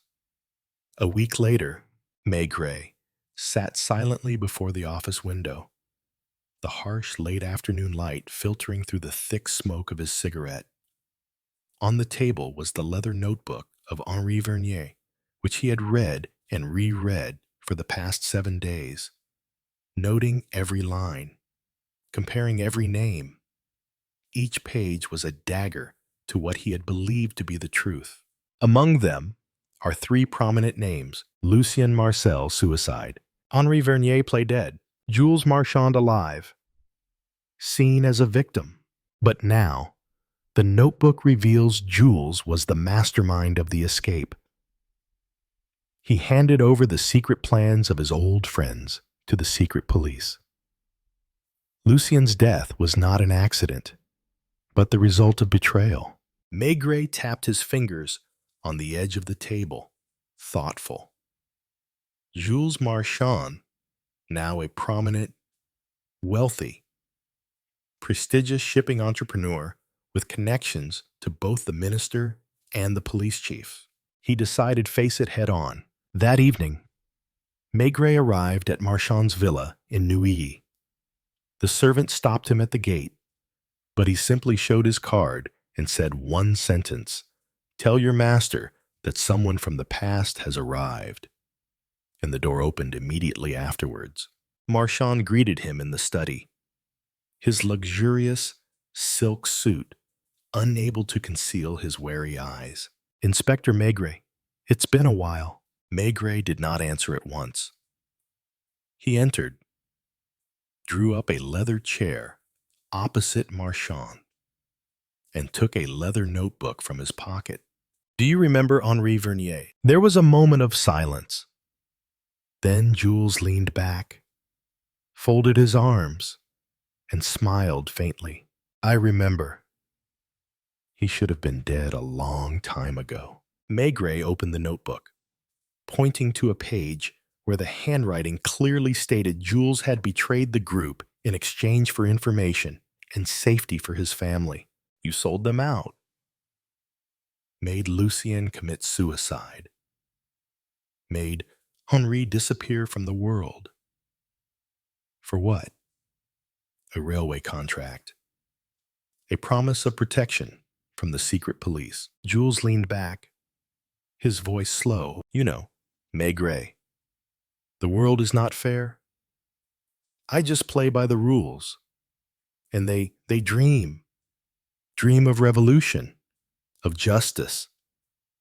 But dreams don't buy dinner for their wives and children. I chose life. They chose death. Maigret stood up. Slowly. You're still alive. But so is the truth now. He doesn't need handcuffs. He only needs a promise that justice will no longer be blind. Leaving the villa, Maigret walked along the riverbank. The dark water flowed silently, as if carrying old memories of a time when no one had betrayed anyone. But he knew well there are wounds that can only be healed by being exposed to the light. Chapter 19. The Last Messenger. Maigret sat in the darkness of a small cafe near the Gare de Lyon. His coffee was cooling in front of him, but he did not touch it. His eyes followed the people who came and went in and out of the station, as if waiting for someone whose arrival he was not sure would come. The old leather notebook lay before him again. A page was marked with a carefully folded piece of paper, where there was only one name written in hasty handwriting: Theo Van Cleef. It was the last name of the old group of friends, the one who was presumed dead in an explosion in Antwerp in 1911. But Henri Vernier, in the final entry of his notebook, revealed Theo was alive. He changed his name, fled to Belgium, and acted as an intermediary between the revolutionaries and the headhunters. And according to Henri, it was Theo who sent a warning letter to Jules Marchand 2 weeks ago, forcing Vernier to reappear to prevent something worse. At exactly 9:10 p.m., a figure appeared at the south entrance of the station, tall and thin, wearing an old coat. A wide-brimmed hat pulled low to cover half of his face. Maigret did not need to look closely. He stood up and walked straight forward. You're late. Theo, the man paused. One hand slipped into his pocket, but not as quickly as Maigret. No, Maigret said, his voice even. I don't need a gun. I need an explanation. In a rented room at a cheap hotel behind the station, Theo recounted life after the explosion was hell. He lived under a false name, was hunted for betrayal by those he had called his comrades. But he insisted I did not betray. It was Jules who betrayed us. Theo tried to contact Henri, but Vernier did not respond. When he learned that Jules had returned to Paris under the guise of a businessman, Theo decided to write an anonymous letter of warning, hoping to bring the matter to light.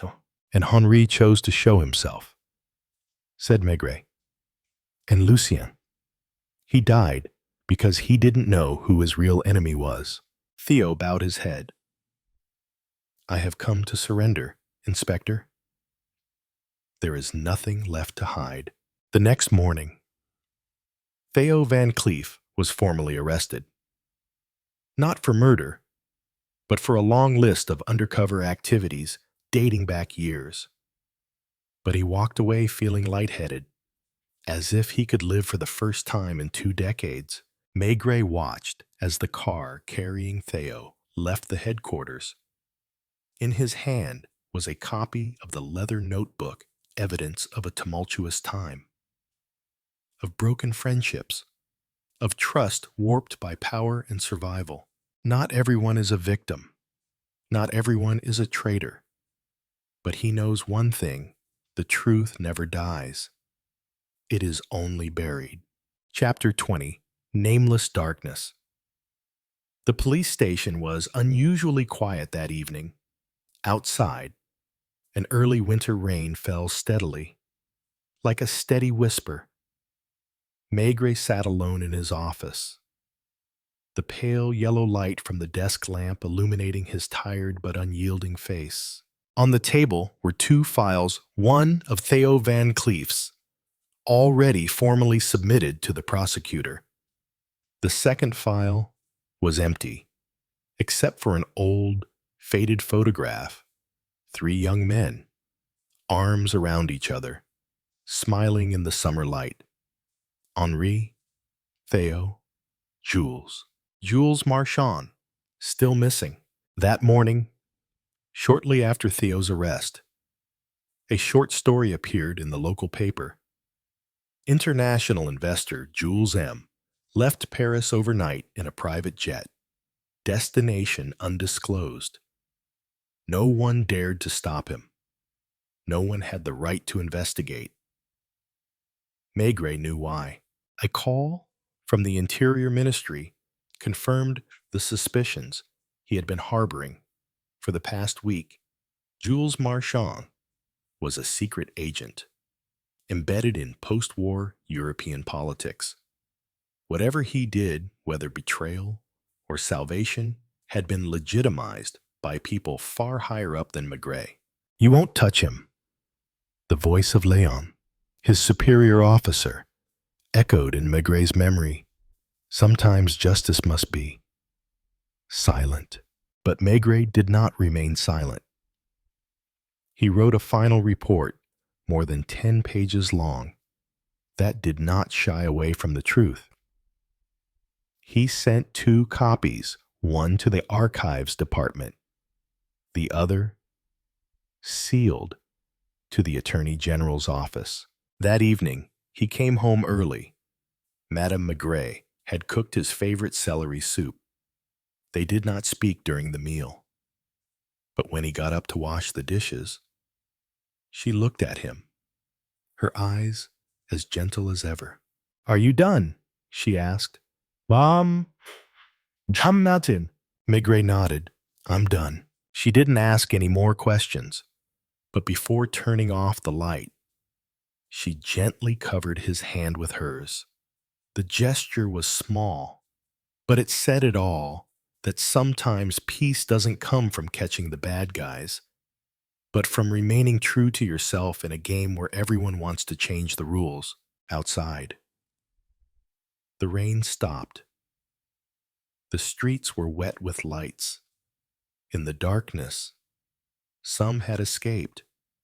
Some had paid the price, and some were still waiting to hear the truth. Maigret knew he couldn't catch them all, but he could remember. And sometimes, that was the only way to keep from forgetting the cause.